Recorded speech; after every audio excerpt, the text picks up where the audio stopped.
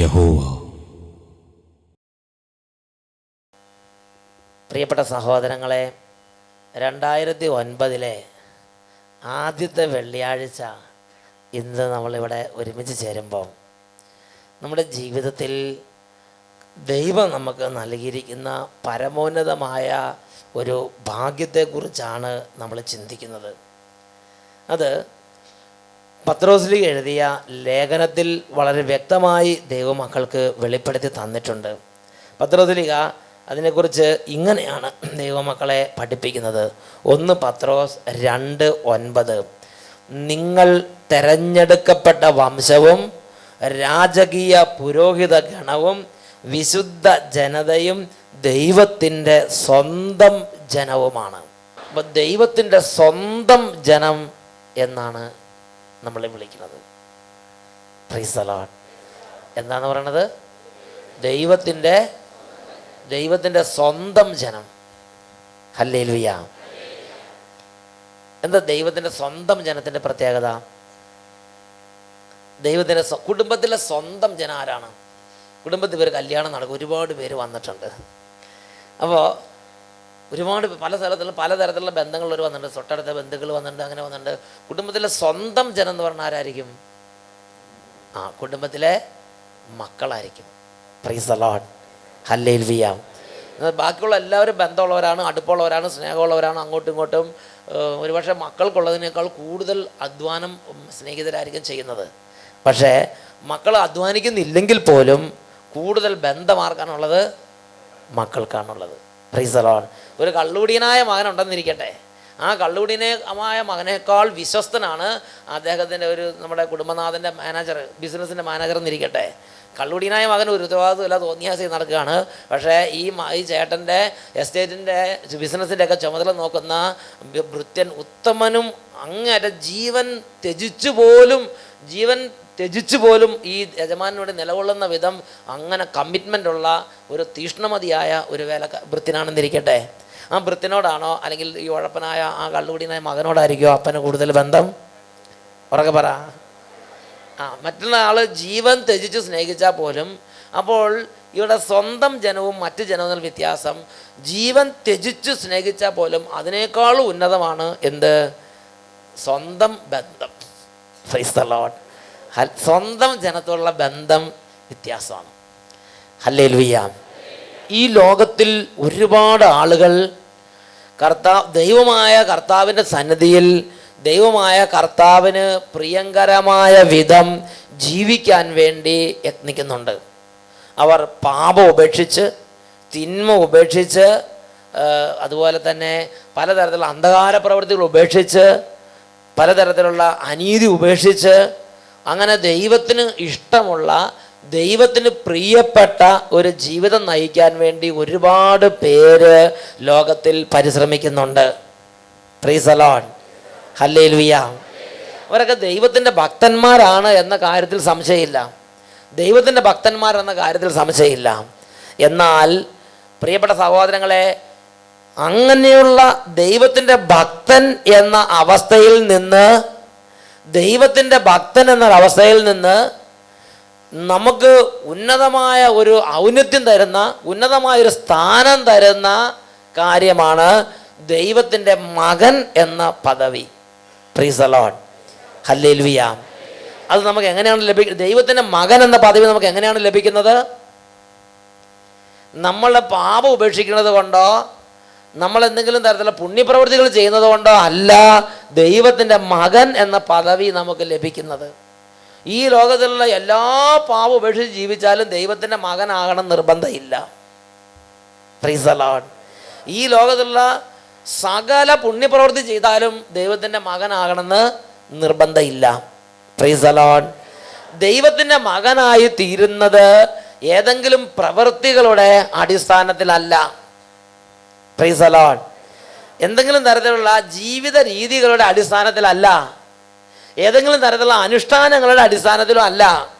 പുണ്യപ്രവർത്തികളുടെ പിൻബലത്തിൽ നമുക്ക് അവകാശപ്പെടാവുന്ന ഒന്നല്ല ദൈവപുത്ര സ്ഥാനം. Price the Lord. പിന്നെ നമുക്കത് എങ്ങനെ കിട്ടി? നമുക്കത് എങ്ങനെ കരഗതമാകുന്നു? അതാണ് യോഹന്നാന്റെ സുവിശേഷം 1-ാം അധ്യായം അതിൽ 12-ാമത്തെ വാക്യം. യോഹന്നാന്റെ സുവിശേഷം 1-ാം അധ്യായം അതിൽ 12-ാമത്തെ തിരുലിഖിതം. അവിടെ ഇങ്ങനെയാണ് ബൈബിൾ പഠിപ്പിക്കുന്നത്: തന്നെ സ്വീകരിച്ചവർക്കെല്ലാം, തൻ്റെ നാമത്തിൽ വിശ്വസിക്കുന്നവർക്കെല്ലാം ദൈവത്തിൻ്റെ മകനാകാൻ, ദൈവത്തിൻ്റെ മകളാകാൻ അവൻ കഴിവ് നൽകി. അതാണ് യോഹന്നാന്റെ സുവിശേഷം 1-ാം അധ്യായം 12-ാമത്തെ വാക്യം. പ്രിയപ്പെട്ട സഹോദരങ്ങളെ, യേശു ക്രിസ്തു എന്ന ഒരു വ്യക്തിയെ കേന്ദ്രീകരിച്ചാണ് നമ്മുടെ രക്ഷ സ്ഥിതി ചെയ്യുന്നത്. Price the Lord, hallelujah. നമ്മുടെ എന്തെങ്കിലും തരത്തിലുള്ള പ്രത്യേക അഭ്യാസങ്ങളോ നമ്മുടെ എന്തെങ്കിലും പുണ്യപ്രവർത്തികളോ കൊണ്ട് നമുക്ക് അവകാശപ്പെടാവുന്ന ഒന്നല്ല നിത്യരക്ഷ. പിന്നെയോ യേശു ക്രിസ്തു എന്ന വ്യക്തിയെ സ്വീകരിക്കുന്നതിൻ്റെ മാനദണ്ഡം അനുസരിച്ചാണ്, സ്വീകരിക്കുന്നതിനുള്ള മേന്മകളും അതിൻ്റെ അവസ്ഥകളനുസരിച്ചാണ് ഒരു വ്യക്തിയുടെ ദൈവപുത്ര സ്ഥാനം കുടികൊള്ളുന്നത്, സ്ഥിതി ചെയ്യുന്നത്. Price the Lord. യേശു ക്രിസ്തുവിനെ തൻ്റെ ജീവിതകാലത്ത് ചെവി കൊണ്ട് കേട്ട്, ഹൃദയം കൊണ്ട് സ്വീകരിച്ച്, മനസ്സുകൊണ്ട് ആരാധിച്ച്, യേശു ക്രിസ്തുവിനെ ദൈവമായി ആരാധിക്കുന്ന ഒരു വ്യക്തിക്ക് അവൻ ദൈവത്തിൻ്റെ പുത്രനാണ്. Price the Lord, hallelujah. അതിൽ ചിലർ മാമോദിസം മുങ്ങിയിട്ടുണ്ട്, ചിലർക്ക് മാമോദിസം മുങ്ങാൻ സാധിച്ചിട്ടില്ല ചില സാഹചര്യങ്ങൾ കൊണ്ട്. Price the Lord. എന്തായാലും യേശു ക്രിസ്തുവിനെ ദൈവമായും യേശു ക്രിസ്തുവിനെ സ്വന്തം ജീവിതത്തിൻ്റെ രക്ഷിതാവായും നമ്മുടെ മുഴുവൻ പാപങ്ങളുടെയും പാപപരിഹാര ബലിയായും യേശു ക്രിസ്തുവിനെ ജീവിതത്തിൽ എന്നെങ്കിലും കണ്ടുമുട്ടിയിട്ടുണ്ടോ എന്നുള്ളതാണ് പ്രസക്തമായ വിഷയം. ഹല്ലേലൂയ. പ്രിയപ്പെട്ട സഹോദരങ്ങളെ, ഇത് നമ്മൾ ഗൗരവത്തിൽ ചിന്തിക്കണം. എന്തിനാണ് 2009 ദൈവം നമുക്ക് നൽകിയിരിക്കുന്നത്? 1 വർഷം കൂടി ദൈവം നമുക്ക് ദീർഘിപ്പിച്ച് തന്നിരിക്കുകയാണ്. നമ്മുടെ ആയുസ്സിൽ 1 വർഷം കൂടി ദൈവം നമുക്ക് ദീർഘിപ്പിച്ച് തന്നിരിക്കുകയാണ്. ഈ 1 വർഷം അതും ഇതും ചെയ്ത് വർഷങ്ങളും സമയങ്ങളും മണിക്കൂറുകളും മിനിറ്റുകളും സെക്കൻഡുകളും പാഴാക്കി കളയരുത്. ഈ 1 വർഷം നമുക്ക് ദൈവം തന്നിരിക്കുന്നതിൻ്റെ പ്രധാനപ്പെട്ട ഉദ്ദേശം, ഈ സമൂഹത്തിൽ ആരെങ്കിലും യേശു ക്രിസ്തുവിനെ രക്ഷിതാവും കർത്താവുമായി തൻ്റെ ജീവിതത്തിൽ അനുഭവിച്ചിട്ടില്ലെങ്കിൽ അവർക്ക് തൻ്റെ ജീവിതത്തിൽ യേശു ക്രിസ്തുവിനെ കുറിച്ച് കേൾക്കാനും, യേശു ക്രിസ്തുവിനെ ഹൃദയം കൊണ്ട് ആരാധിക്കാനും, യേശു ക്രിസ്തുവിനെ ഏറ്റുപറഞ്ഞ് ദൈവപുത്ര സ്ഥാനം ഉറപ്പിക്കാനും കർത്താവ് കരുണാപൂർവം നൽകിയിരിക്കുന്ന ദൈവകൃപയുടെ വർഷമാണ് ഈ 2009. Price the Lord. ദൈവത്തിൻ്റെ കരുണ കൊണ്ട് ദൈവം നമുക്ക് നമ്മുടെ നിത്യരക്ഷ ഉറപ്പാക്കാൻ വേണ്ടി തന്നിരിക്കുന്ന ഒരു വർഷമാണ് 2009. ഇത് റബ്ബറിന് വേണ്ടി പണിയാനും, തെങ്ങ് കുഴിച്ചു വെക്കാനും, കപ്പയും ഇഞ്ചിയും നട്ട് കടം വീട്ടാനും, അങ്ങനെ അതും ഇതും ചെയ്ത് നഷ്ടപ്പെടുത്തി കളയാനുള്ള ഒരു വർഷമായിട്ട് കണക്കാക്കരുത്. Praise the Lord, hallelujah. പ്രിയപ്പെട്ട ദൈവമക്കളെ, ഇതൊരു അർജന്റ് വിഷയമാണ്. ഈ സമൂഹത്തിൽ ആരെങ്കിലും തങ്ങളുടെ ജീവിതത്തിൽ കർത്താവായ യേശു ക്രിസ്തുവിനെ കുറിച്ച് കേട്ട്, യേശു ക്രിസ്തുവിനെ ആരാധിച്ച്, യേശു ക്രിസ്തുവിൻ്റെ ആ രക്ഷ നമ്മുടെ ജീവിതത്തിൽ പ്രാപിച്ചിട്ടില്ലെങ്കിൽ പ്രാപിക്കാൻ വേണ്ടി നമ്മുടെ ദൈവമായ കർത്താവ് നമുക്ക് തന്നിരിക്കുന്ന വർഷമാണ് 2009. ഹല്ലേലൂയ.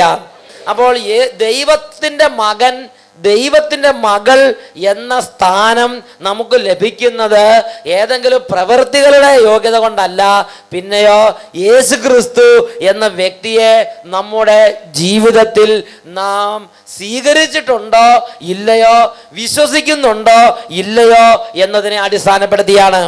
യോഹന്നാന്റെ സുവിശേഷം 3-ാം അധ്യായം അതിൽ 36-ാം വാക്യം. യോഹന്നാൻ 3:36. അതിൽ ഇങ്ങനെയാണ് നമ്മൾ വായിക്കുന്നത്: പുത്രനിൽ വിശ്വസിക്കുന്നവന് നിത്യജീവൻ ഉണ്ട്, പുത്രനെ അനുസരിക്കാത്തവനോ ജീവൻ ദർശിക്കുകയില്ല, ദൈവ കോപം അവൻ്റെ മേൽ ഇരിക്കുന്നു. എവിടെ ഇരിക്കുന്നു? നമ്മുടെ തലയിൽ എന്താ ഇരിക്കുന്നത്? ദൈവാനുഗ്രഹം അല്ല, എന്തിരിക്കുന്നു? ദൈവ കോപം ഇരിക്കുന്നു. ആരുടെ തലയിലാണ് ദൈവാനുഗ്രഹം ഇരിക്കുന്നത്? ഉറക്കെ പറ. ദൈവപുത്രനായ യേശു ക്രിസ്തുവിനെ കർത്താവായി വിശ്വസിക്കുന്ന വ്യക്തിയുടെ തലയിലാണ് ദൈവത്തിൻ്റെ അനുഗ്രഹം. അവൻ നിത്യജീവന്റെ ഉടമസ്ഥനാണ്. Praise the Lord, hallelujah. പ്രിയപ്പെട്ട സഹോദരങ്ങളെ, നമ്മൾ യേശു ക്രിസ്തുവിനെ വിശ്വസിക്കുന്നുണ്ടോ ഇല്ലയോ എന്നുള്ളത് ഇപ്പോൾ നമുക്കറിയാൻ പറ്റില്ല. അത് നിർണായക ഘട്ടം വരുമ്പോഴാണ് നമുക്കറിയാൻ പറ്റുള്ളൂ. ഈ അടുത്ത കാലത്ത് ഓറീസിലൊരു സംഭവം ഉണ്ടായി. രണ്ടുപേരും മദ്രാസിൽ ജോലി ചെയ്യുകയാണ്. മദ്രാസിൽ ജോലി ചെയ്ത് അവർ ഓറീസിൽ അവരുടെ സ്വന്തം നാട്ടിലേക്ക് മടങ്ങിച്ചെന്നപ്പോൾ അവിടെ വലിയ ബഹളം നടക്കുന്നത് ഇവരറിയാതെയാണ് ഇവർ ആ നാട്ടിലേക്ക് ചെല്ലുന്നത്. അങ്ങനെ അവർ സ്വന്തം നാട്ടിൽ ചെല്ലുമ്പോൾ അവിടെ ഭയങ്കരമായ ബഹളം നടക്കുകയാണ്. ഉടനെ ഈ രണ്ടുപേര് ജോലി കഴിഞ്ഞ് ട്രെയിൻ ഇറങ്ങി ചെല്ലുമ്പം ഇവരോട് ചോദിക്കുകയാണ്, നിങ്ങൾ യേശു ക്രിസ്തുവിൻ്റെ ആളുകളാണോ എന്ന് ചോദിച്ചു. ഉടനെ രണ്ടിൽ ഒരാൾ ക്രിസ്ത്യാനിയാണ്. അയാൾ പറഞ്ഞു, ഞാൻ യേശു ക്രിസ്തുവിനെ വിശ്വസിക്കുന്ന ഞാൻ ക്രിസ്ത്യാനിയാണെന്ന് പറഞ്ഞു. അപ്പം തന്നെ അയാളെ വഴിയിലിട്ട് വെട്ടിക്കൊന്നു. അപ്പം മറ്റേ ആൾ കൂടത്തിൽ നിൽക്കുകയാണ്. ആ കൂടത്തിൽ നിൽക്കുന്ന ആൾക്ക് ഇത് കണ്ടപ്പോൾ തീർച്ചയായിട്ടും അതിൻ്റേതായ ഒരു ചെറിയ ഒരു പ്രശ്നം ഉണ്ടായിട്ടുണ്ടാവും. ഉടനെ അദ്ദേഹം ക്രിസ്ത്യാനിയല്ല, ഹിന്ദുവാണ്. പക്ഷേ അദ്ദേഹത്തിന് യേശു ക്രിസ്തുവിനെ 100% വിശ്വാസമാണ്. യേശു ക്രിസ്തുവിനെ വിശ്വസിക്കുന്ന ആളാണ്. പക്ഷേ അദ്ദേഹം മാമൂസ മുങ്ങിയിട്ടില്ല. അദ്ദേഹത്തോട് ചോദിച്ചു, നീ യേശു ക്രിസ്തുവിനെ വിശ്വസിക്കുന്ന ആളാണോ? അദ്ദേഹം പറഞ്ഞു, എൻ്റെ പേര് ഇന്നതാണ്, എന്നാൽ എനിക്ക് എൻ്റെ ഹൃദയം കൊണ്ട് എൻ്റെ യേശു ക്രിസ്തുവിനെ വിശ്വാസമാണ്. Price the Lord. തൊട്ടടുത്ത ഒരാളെ വെട്ടിക്കൊന്ന് ആ കൊലപാതകം കണ്ടുകൊണ്ട് നിന്ന് ആ ചോരയിൽ കുളിച്ച് അവിടെ കിടക്കുമ്പോൾ അതിൻ്റെ അടുത്ത് നിന്നിട്ടാണ് പറയണത് എന്ന് പറഞ്ഞാൽ മരണം തൊട്ട് മുമ്പിൽ കാണുമ്പം അദ്ദേഹം പറയാണ്, എനിക്ക് എൻ്റെ യേശു ക്രിസ്തുവിനെ എനിക്ക് വിശ്വാസമാണ്. Price the Lord. ഉടനെ അദ്ദേഹത്തെ അവിടെ മർദ്ദിച്ച് അദ്ദേഹത്തിൻ്റെ ബാഗ് എടുത്ത് പരിശോധിച്ച് നോക്കി. അദ്ദേഹത്തിൻ്റെ ബാഗ് എടുത്ത് പരിശോധിച്ചപ്പോൾ ഒരു നല്ല ബൈബിൾ അദ്ദേഹത്തിൻ്റെ ബാഗിലിരിക്കണു. പണക്കെട്ടല്ലായിരുന്നു ഉണ്ടായിരുന്നത്, പിന്നെ ഉണ്ടായിരുന്നത് എന്താണ്? ഒരു ബൈബിൾ അദ്ദേഹത്തിൻ്റെ ബാഗിലിരിക്കണു. ഉടനെ പറഞ്ഞു, നീ ജീവിക്കാൻ അർഹനല്ല, നീ ജീവിക്കണമെങ്കിൽ യേശു ക്രിസ്തുവിനെ തള്ളി പറയണം, അല്ലെങ്കിൽ നീ ജീവിക്കാൻ അർഹനല്ലെന്ന് പറഞ്ഞ്. അപ്പോൾ അദ്ദേഹം പറഞ്ഞു, യേശു ക്രിസ്തുവിനെ തള്ളിയിട്ടുള്ള ഒരു ജീവിതം ഈ ഉള്ളവന് ആവശ്യമില്ലെന്ന് അവരുടെ മുഖത്ത് നോക്കി പ്രഖ്യാപിക്കാൻ ആർക്ക് സാധിച്ച്? ആ സഹോദരന് സാധിച്ച്. അദ്ദേഹത്തെ ജീവനോടെ പിടിച്ച് കുഴിയിലിട്ട് മൂടിക്കളഞ്ഞു. ഒറീസയിൽ നടന്ന ഒരുപാട് സംഭവങ്ങൾ പുറം ലോകം അറിഞ്ഞിട്ടില്ല. Price the Lord. ഒറീസയിൽ ഒരു ഗ്രാമത്തിൽ അല്ലെങ്കിൽ ഒരു പ്രദേശത്ത് നടന്നൊരു സംഭവമാണിത്. പ്രിയപ്പെട്ട സഹോദരങ്ങളെ, ജീവനോടെ പിടിച്ച് ആ ഹൈന്ദവ സഹോദരനെ ജീവനോടെ പിടിച്ച് മണ്ണിനകത്തിട്ട് മൂടിക്കളഞ്ഞു. Praise the Lord. അപ്പോൾ ആ സഹോദരൻ ഒരു സെക്കൻഡ് മരണം തൊട്ട് മുമ്പിൽ നിൽക്കുകയാണ്. ഭാര്യയും മക്കളും അവിടെ കിടക്കണമെന്ന് ഈ ചേട്ടൻ അറിയാം. എന്നാൽ ഭാര്യനെ മക്കളെ ഓർത്തിട്ടോ, ലോകത്തിലുള്ള ഭാവി ജീവിതത്തെ ഓർത്തിട്ടോ, ലോകത്തിലുള്ള സുഖജീവിതത്തെ ഓർത്തിട്ടോ ഒരു സെക്കൻഡ് കൂടെ ജീവിക്കണമെന്ന് അയാൾക്ക് ചിന്തയുണ്ടായില്ല. അയാൾ പറഞ്ഞു, എൻ്റെ യേശു ക്രിസ്തുവിനെ തള്ളി പറഞ്ഞുള്ളൊരു ജീവിതവും സുഖവും ഈ ലോകത്തിൽ എനിക്ക് വേണ്ട. ഞാൻ എൻ്റെ യേശു ക്രിസ്തുവിനെ വിശ്വസിക്കുന്നുണ്ട്. അയാൾ മരണം സ്വീകരിച്ച്. ഹല്ലേലൂയ. പ്രിയപ്പെട്ട സഹോദരങ്ങളെ, യേശു ക്രിസ്തുവിനെ വിശ്വസിക്കാൻ അനുഗ്രഹം ലഭിക്കുന്നൊരു ഭാഗ്യമാണ്. ഇത് ബുദ്ധി കൊണ്ടുള്ള വിശ്വാസമല്ല, ഇത് ഹൃദയത്തിലുള്ള വിശ്വാസമാണ്. ഇത് പരിശുദ്ധാത്മാവ് നൽകുന്ന വിശ്വാസമാണ്. അതാണ് കൊരിന്ത്യർക്കെഴുതിയ ലേഖനത്തിൽ പരിശുദ്ധാത്മാവ് വളരെ വ്യക്തമായി ദൈവമക്കളെ പഠിപ്പിക്കുന്ന ഒരു സംഗതിയുണ്ട്. പരിശുദ്ധാത്മാവ് മുഖാന്തരമല്ലാതെ ആർക്കും യേശു ക്രിസ്തു കർത്താവാണ് എന്ന് പറയാൻ കഴിയുകയില്ല. Price the Lord. പരിശുദ്ധാത്മാവാണ് യേശു ക്രിസ്തുവിനെ ഏറ്റു പറയാൻ ഒരു ദൈവ പൈതലിനെ സഹായിക്കുന്നത്. Price the Lord. കൊരിന്ത്യർക്ക് എഴുതിയ 1-ാം ലേഖനത്തിൽ 12-ാമത്തെ അധ്യായത്തിൽ 3-ാമത്തെ തിരുലിഖിതം, യേശു കർത്താവാണ് എന്ന് പറയാൻ പരിശുദ്ധാത്മാവ് മുഖേനയല്ലാതെ ആർക്കും സാധിക്കുകയില്ലെന്ന് നിങ്ങൾ ഗ്രഹിക്കണമെന്ന് ഞാൻ ആഗ്രഹിക്കുന്നു. അപ്പൊ യേശു ക്രിസ്തു കർത്താവാണെന്ന് മനസ്സിലാക്കാനും യേശു ക്രിസ്തു കർത്താവാണെന്ന് പറയാനും പരിശുദ്ധാത്മാവിൻ്റെ സഹായം ആവശ്യമാണ്. ഈ മനുഷ്യന്, ഹൈന്ദവ സഹോദരന് അവൻ വലിയ തിയോളജിക്കൽ കോളേജിൽ പോയി പഠിച്ചിട്ടില്ല, കണ്ടമാനം ധ്യാനമൊന്നും കൂടിയെന്ന് വിചാരിക്കുന്നില്ല, ഒന്നും ചെയ്ത് വലിയ സെമിനാർ വല്ല ഫോർമേഷൻ കിട്ടിയെന്ന് വിചാരിക്കുന്നില്ല. എന്നാൽ ഒരു കാര്യം എനിക്കറിയാം, അദ്ദേഹത്തിൻ്റെ ഉള്ളിൽ പരിശുദ്ധാത്മാവ് പ്രവർത്തിച്ചിരുന്നു. യേശു ക്രിസ്തുവിനെ കുറിച്ച് കാര്യമായിട്ടൊന്നും അറിഞ്ഞില്ലെങ്കിലും അദ്ദേഹത്തിന് ഒരു കാര്യം അറിയാമായിരുന്നു, യേശു ക്രിസ്തു എൻ്റെ കർത്താവാണ്, യേശു ക്രിസ്തു എൻ്റെ ദൈവമാണ്. ഇത് വിശ്വസിക്കാനും പറയാനും പരിശുദ്ധാത്മാവ് അനുഗ്രഹിച്ചു. Price the Lord. ഈ രണ്ട് അനുഗ്രഹത്തിന് വേണ്ടി ഈ ആദ്യ വെള്ളിയാഴ്ച പ്രാർത്ഥിക്കണം. യേശു ക്രിസ്തു കർത്താവാണെന്ന് വിശ്വസിക്കാനും യേശു ക്രിസ്തു കർത്താവാണെന്ന് പറയാനുള്ള അനുഗ്രഹം ഇത് ലോകത്തിന് തരാൻ കഴിയുകയില്ല. ഇത് നമ്മൾ പഠിക്കുന്ന പഠന കേന്ദ്രങ്ങൾക്ക് തരാൻ കഴിയുകയില്ല. നമ്മൾ വായിക്കുന്ന പുസ്തകങ്ങൾക്ക് തരാൻ കഴിയുകയില്ല. ഇത് തരാൻ കഴിവുള്ള ഏക ശക്തി പരിശുദ്ധാത്മാവ് മാത്രമാണ്. ഹല്ലേലൂയ. ഇത് തരാൻ കഴിവുള്ള ഏക ശക്തി പരിശുദ്ധാത്മാവ് മാത്രമാണ്.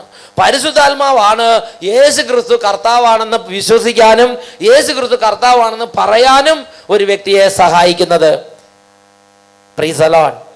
പ്രിയപ്പെട്ട സഹോദരങ്ങളെ, നമ്മളൊന്ന് ചിന്തിച്ച് നോക്കണം. സത്യത്തിൽ നമ്മുടെ ഹൃദയത്തിൻ്റെ ഉള്ളിൽ നമ്മൾ യേശു ക്രിസ്തുവിനെ കർത്താവായി ആരാധിക്കുന്നുണ്ടോ? യേശു ക്രിസ്തുവിനെ രക്ഷിതാവും കർത്താവുമായി ആരാധിക്കുന്നുണ്ടോ? യേശു ക്രിസ്തുവിനെ നമ്മൾ ഏറ്റു പറയുന്നുണ്ടോ? യേശു ക്രിസ്തുവിനെ ഹൃദയത്തിൽ കർത്താവും രക്ഷിതാവുമായി ആരാധിക്കുക എന്ന് പറഞ്ഞാൽ എന്താണ് അർത്ഥം? യേശു ക്രിസ്തുവിനെ കർത്താവും രക്ഷിതാവുമായി ആരാധിക്കുക എന്ന് പറഞ്ഞാൽ അതിൻ്റെ അർത്ഥം എങ്ങനെയാണ്?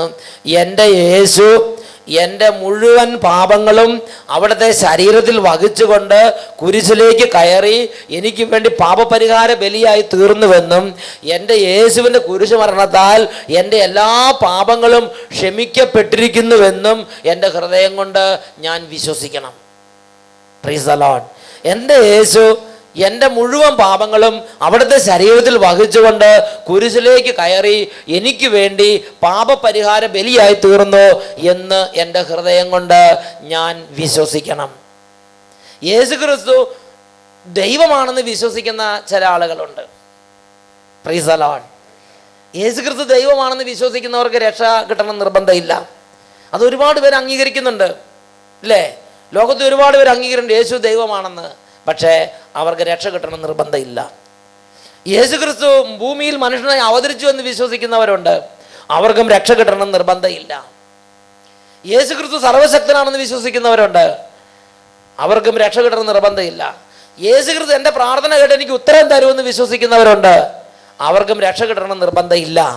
Price the Lord. ഹല്ലേലൂയ. പ്രിയപ്പെട്ട സഹോദരങ്ങളെ, രക്ഷ ലഭിക്കുന്നത് യേശു ക്രിസ്തുവിനെ കർത്താവും രക്ഷിതാവുമായി ആരാധിക്കുന്നവർക്കാണ്. വിശ്വാസത്തിന് പ്രധാനമായ 4 തലങ്ങളുണ്ട്. ആ 4 തലങ്ങളിൽ ഏറ്റവും ആദ്യത്തെ തലമാണ് ഡോഗ്മാറ്റിക് ഫെയ്ത്ത്, അല്ലെങ്കിൽ തത്വത്തിലുള്ള വിശ്വാസം. വിശ്വാസത്തിന് ആദ്യത്തെ തലമാണ് തത്വത്തിലുള്ള വിശ്വാസം, അല്ലെങ്കിൽ ഡോഗ്മാറ്റിക് ഫെയ്ത്ത്. എന്താ ഡോഗ്മാറ്റിക് ഫെയ്ത്ത് എന്ന് പറഞ്ഞ അർത്ഥം? ഡോഗ്മാറ്റിക് ഫെയ്ത്ത് എന്ന് പറഞ്ഞാൽ അതിൻ്റെ അർത്ഥം എങ്ങനെയാണ്? ദൈവം ഉണ്ട്, ദൈവം ഏകനാണ്, ദൈവം സർവശക്തനാണ്, ദൈവം നമ്മുടെ കൂടെയുണ്ട്, ദൈവം ഇവിടെയുണ്ട്, വിളിച്ചാൽ വിളി കേൾക്കുന്ന ദൈവം, അവിടുന്ന് പ്രാർത്ഥനയ്ക്ക് ഉത്തരം തരും, ഈ ദൈവം അരൂപിയാണ്. ഇതെല്ലാം നിങ്ങൾ വിശ്വസിക്കുന്നുണ്ട്, ഞാനും വിശ്വസിക്കുന്നുണ്ട്. ഇതിൻ്റെ പേരാണ് ഡോഗ്മാറ്റിക് ഫെയ്ത്ത്, തത്വത്തിലുള്ള വിശ്വാസം. അങ്ങനെ തത്വത്തിലുള്ള വിശ്വാസം ഉണ്ടെന്ന് വിചാരിച്ച് ആരും രക്ഷ പ്രാപിക്കണം നിർബന്ധമില്ല. അവർ നിത്യരക്ഷയിലല്ല, അതുകൊണ്ട് മാത്രം ഒരു വ്യക്തി രക്ഷ പ്രാപിക്കുകയില്ല. യാക്കോബ് ശ്ലീഹയുടെ ലേഖനത്തിൽ 2-ാം അധ്യായം 19-ാം വാക്യത്തിൽ ഇതിനെക്കുറിച്ച് ഇങ്ങനെ പഠിപ്പിക്കുന്നത്: ദൈവം ഏകനാണെന്ന് നീ വിശ്വസിക്കുന്നു, അത് നല്ലത് തന്നെ. പിശാചുക്കളും അപ്രകാരം വിശ്വസിക്കുന്നു, മാത്രമല്ല അവ ഭയന്ന് വിറയ്ക്കുക കൂടെ ചെയ്യുന്നു. അപ്പൊ ആരാ ഈ വിശ്വാസി മുൻപന്തി നിൽക്കുന്നത്? നമുക്ക് വിശ്വാസമുണ്ട്, പക്ഷെ വലിയ ഭയവും വിറയൊന്നുമില്ല. പിശാചുക്കൾക്ക് ആണെങ്കിൽ ദൈവം ഏകനാണെന്ന് വിശ്വസിക്കുന്നത് മാത്രമല്ല, ദൈവം എന്ന് കേട്ടാൽ അവൻ ഭയന്ന് വിറയ്ക്കും. Price the Lord. പ്രിയപ്പെട്ട സഹോദരങ്ങൾ, ദൈവം ഉണ്ടെന്നും ദൈവം ഏകനാണെന്നും ദൈവം സർവശക്തനാണെന്നും ദൈവം ഇവിടെ ഉണ്ടെന്നും വിശ്വസിച്ചു എന്ന് വിചാരിച്ച് നിത്യരക്ഷയുടെ അനുഭവത്തിലാണെന്ന് വിചാരിക്കരുത്. പിശാചുക്കൾക്കും നമുക്ക് ദൈവത്തെക്കുറിച്ച് അറിയാവുന്ന എല്ലാ കാര്യങ്ങളും പിശാചുക്കൾക്കും ദൈവത്തെക്കുറിച്ച് അറിയാം. ദൈവത്തെക്കുറിച്ചുള്ള അറിവല്ല പ്രധാനപ്പെട്ടത്. Price the Lord. ഹല്ലേലൂയ. നമുക്ക് ദൈവത്തെക്കുറിച്ച് അറിയാവുന്ന എല്ലാ കാര്യങ്ങളും പിശാചുക്കൾക്കും അറിയാം. അതാണ് തത്വത്തിലുള്ള വിശ്വാസം. ഒരുപാട് വ്യക്തികൾ സഭയുടെ എല്ലാ തലങ്ങളിലും തത്വത്തിലുള്ള വിശ്വാസമുള്ളവരാണ്. എന്ന് പറഞ്ഞാൽ ദൈവത്തെക്കുറിച്ച് അറിയാം, യേശുവിനെ കുറിച്ച് അറിയാം, യേശു കുരിശിൽ മരിച്ചെന്നറിയാം, യേശു ഉയർത്തെഴുന്നേറ്റെന്നറിയാം, യേശു ഇന്ന് ജീവിക്കുന്നുണ്ടെന്നറിയാം, യേശു പിതാവിൻ്റെ വലതുഭാഗത്ത് ഇരിപ്പുണ്ടെന്നറിയാം, എല്ലാം അറിയാം. പക്ഷേ രക്ഷയുടെ അനുഭവം ഇല്ല. Price the Lord. ഉറക്കെ പറയാം ഹല്ലേലൂയ, ഹല്ലേലൂയ. അപ്പോൾ അതാണ് തത്വത്തിലുള്ള വിശ്വാസം. രണ്ടാമത്തെ ലെവല്, വിശ്വാസത്തിന്റെ രണ്ടാമത്തെ തലമാണ് എക്സ്പീരിയൻഷ്യൽ ഫെയ്ത്ത്, അല്ലെങ്കിൽ അനുഭവത്തിലുള്ള വിശ്വാസം. എന്താണ് അനുഭവത്തിലുള്ള വിശ്വാസം? എക്സ്പീരിയൻഷ്യൽ ഫെയ്ത്ത് അല്ലെങ്കിൽ അനുഭവ തലത്തിലുള്ള വിശ്വാസം. എന്താ അനുഭവ തലത്തിലുള്ള വിശ്വാസം എന്ന് പറഞ്ഞാൽ? അനുഭവ തലത്തിലുള്ള വിശ്വാസം എന്ന് പറഞ്ഞാൽ നമ്മുടെ ജീവിതത്തിൽ പ്രശ്നം ഉണ്ടായിരുന്നു, പ്രാർത്ഥിച്ചപ്പോൾ ദൈവം പ്രകടമായി ഇടപെട്ടു, അതാണ് അനുഭവം. ഇപ്പോൾ ടീച്ചർ വന്ന് പറഞ്ഞു, ഞാനിന്ന് സെഹിയോനി പോയി പ്രാർത്ഥിക്കും, നിൻ്റെ അമ്മ 12 വർഷമായി വരാത്ത നിൻ്റെ അമ്മ ഇന്ന് വന്നാൽ നീ അടുത്ത വെള്ളിയാഴ്ച സാക്ഷ്യം പറയണം എന്ന് പറഞ്ഞിട്ട് നമ്മുടെ ടീച്ചർ ഇവിടെ വന്ന് പ്രാർത്ഥിച്ചു. ടീച്ചർ ഈ നിയോഗവുമായിട്ട് ഈ സെഹിയോൻ ധ്യാന കേന്ദ്രത്തേക്ക് കാല് കുത്തിയതും ഇതാ 12 വർഷമായി വീട്ടിൽ കയറാതിരുന്ന ആ സഹോദരിയുടെ അമ്മ അന്ന് അവിടെ വീട്ടിൽ ചെന്ന് കയറിയിട്ട് പറഞ്ഞു, ഇനി നമുക്ക് ഒന്നിച്ച് താമസിക്കാമെന്ന് പറഞ്ഞ് അമ്മയും മോളും കൂടെ ഒന്നിച്ച് താമസാക്കി. ആ മകൾക്ക് 100% വിശ്വാസമായി. സത്യമായി യേശുക്രിസ്തു ഉണ്ട്, സത്യമായി യേശുക്രിസ്തു വിളിച്ചാൽ വിളി കേൾക്കുന്നവനാണ്. യേശുക്രിസ്തുവോട് പ്രാർത്ഥിച്ചാൽ പ്രാർത്ഥനയ്ക്ക് ഉത്തരവുണ്ട്. പ്രാർത്ഥിക്കുന്നത് നല്ലതാണ്, ഇതൊന്നും വൃഥാവിലല്ല, ഇതൊക്കെ അർത്ഥമുള്ള കാര്യമാണ് എന്ന് ആ മകൾക്ക് നന്നായി ബോധ്യമായി. അതുകൊണ്ടാണ് ആ മകൾ ഇന്ന് ഈ വെള്ളിയാഴ്ചയോടെ വന്നിരിക്കുന്നത്. ഇതാണ് അനുഭവത്തിലുള്ള വിശ്വാസം. ഇനി ആരൊക്കെ എതിർത്ത് പറഞ്ഞാലും ശരി, ഇത് സ്വന്തം അനുഭവം ആയതുകൊണ്ട് ഇനി ഈ വ്യക്തിയുടെ ഹൃദയത്തിൽ നിന്ന് അത് മാറ്റാൻ പറ്റില്ല. കാരണം ഈ വ്യക്തി പറയും, അതെൻ്റെ അനുഭവമാണ്. Price the Lord. അത് പുസ്തകം വായിച്ചു കിട്ടിയ അറിവല്ല, അത് നാട്ടുകാർ പറഞ്ഞു കേട്ടിയ അറിവല്ല, സ്വന്തം അനുഭവത്തിൽ നിന്നാണ് മനസ്സിലായത്. യേശു ക്രിസ്തുവിനോട് പ്രാർത്ഥിച്ചാൽ ഉത്തരവുണ്ട്. Price the Lord. ഇതാണ് അനുഭവ തലത്തിലുള്ള വിശ്വാസം, എക്സ്പീരിയൻഷ്യൽ ഫെയ്ത്ത് അല്ലെങ്കിൽ അനുഭവ തലത്തിലുള്ള വിശ്വാസം. പ്രിയപ്പെട്ട സഹോദരങ്ങളെ, അനുഭവ തലത്തിലുള്ള വിശ്വാസം ഉണ്ടെന്ന് വിചാരിച്ചും അയാൾ നിത്യരക്ഷയിലായിരിക്കണം നിർബന്ധമില്ല. ഇപ്പം ചില ആളുകൾ ഞാൻ പറഞ്ഞു കേട്ടിട്ടുണ്ട്, അച്ഛാ ഞാനിങ്ങനെ നോക്കുമ്പോഴേ ഇതാ കുർബാന സ്വീകരിച്ച സമയത്ത് ആ കുർബാന രക്തവും മാംസവുമായി മാറുന്നത് ഞാൻ കണ്ടു, എൻ്റെ കണ്ണുകൊണ്ട് ഞാൻ നേരിട്ട് കണ്ടു എന്ന് പറഞ്ഞു. ഭയങ്കര അനുഭവമായി. അതിനുശേഷം ഒരു 2-3 മാസത്തേക്ക് ഭയങ്കര കുർബാന സ്വീകരിക്കാനൊക്കെ ഭയങ്കര വിശ്വാസമായിരുന്നു എന്ന് പറഞ്ഞു. 2-3 മാസം കഴിഞ്ഞപ്പോഴോ ഇപ്പം പഴയതിനേക്കാൾ കടുപ്പുന്നതായി. Praise the Lord. അപ്പം എന്തായി? അനുഭവങ്ങൾ കൊണ്ടുണ്ടാകുന്ന വിശ്വാസം കുറച്ച് കഴിയുമ്പോൾ തന്നെ മങ്ങിപ്പോകും. ഈ അനുഭവങ്ങൾ ഉണ്ടാകുന്ന വിശ്വാസം പിന്നെ നിലനിൽക്കണമെങ്കിൽ എപ്പോഴും അനുഭവം ഉണ്ടായിക്കൊണ്ടിരിക്കണം. Price the Lord. എപ്പോഴും അത്ഭുതങ്ങൾ കണ്ടുകൊണ്ടിരിക്കണം. പ്രിയപ്പെട്ട സഹോദരങ്ങളെ, വിശ്വാസത്തിൻ്റെ മർമ്മം എന്ന് പറയുന്നത് ദൈവികമായ അനുഭവങ്ങളല്ല. Price the Lord. അതൊക്കെ കുറച്ചൊക്കെ തുടക്കത്തിന് സഹായിക്കും, ഒന്ന് തുടങ്ങാൻ സഹായിച്ചു തരും. Price the Lord. എന്നാൽ ഒരു വ്യക്തിയുടെ നിത്യരക്ഷയിലേക്ക് ആ വ്യക്തിയെ നയിക്കുന്ന വിശ്വാസത്തിന്റെ അടിത്തറ അനുഭവങ്ങളെക്കാൾ മറ്റെന്തോ ആണെന്നാണ് ദൈവത്തിന്റെ വചനം പഠിപ്പിക്കുന്നത്. ഹല്ലേലൂയ. അപ്പോൾ രണ്ടാമത്തെ തലമാണ് അനുഭവ തലത്തിലുള്ള എക്സ്പീരിയൻഷ്യൽ ഫെയ്ത്ത് അല്ലെങ്കിൽ അനുഭവ തലത്തിലുള്ള വിശ്വാസം. മൂന്നാമത്തെ തലം, വിശ്വാസത്തിന്റെ മൂന്നാമത്തെ മേഖലയാണ് ക്രിയേറ്റീവ് ഫെയ്ത്ത് അല്ലെങ്കിൽ അത്ഭുതങ്ങൾ ചെയ്യുന്ന വിശ്വാസം. ക്രിയേറ്റീവ് ഫെയ്ത്ത് അല്ലെങ്കിൽ അത്ഭുതങ്ങൾ ചെയ്യുന്ന വിശ്വാസം. എന്താണ് ഈ വിശ്വാസത്തിന്റെ പ്രത്യേകത? അതാണ് ഹെബ്രായ ലേഖനം 11-ാം അധ്യായം 1-ാമത്തെ തിരുലിഖിതം, ഹെബ്രായ 11:1. അവിടെ ഇങ്ങനെയാണ് നമ്മൾ വായിക്കുന്നത്, വിശ്വാസം എന്നത് പ്രത്യാശിക്കുന്നത് ലഭിക്കുമെന്ന ഉറപ്പും കാണപ്പെടാത്തത് ഉണ്ട് എന്ന ബോധ്യവുമാണ്. ഇതിൻ്റെ പേരാണ് ക്രിയേറ്റീവ് ഫെയ്ത്ത്. എന്താ പ്രത്യാശിക്കുന്നത് ലഭിക്കുമെന്ന ഉറപ്പും കാണപ്പെടാതെ ഉണ്ട് എന്ന ബോധ്യവും എന്ന് പറഞ്ഞാൽ എന്താ അർത്ഥം? ഉദാഹരണത്തിന്, നിങ്ങൾക്ക് ഒരു കാറില്ല എന്ന് വിചാരിക്കുക.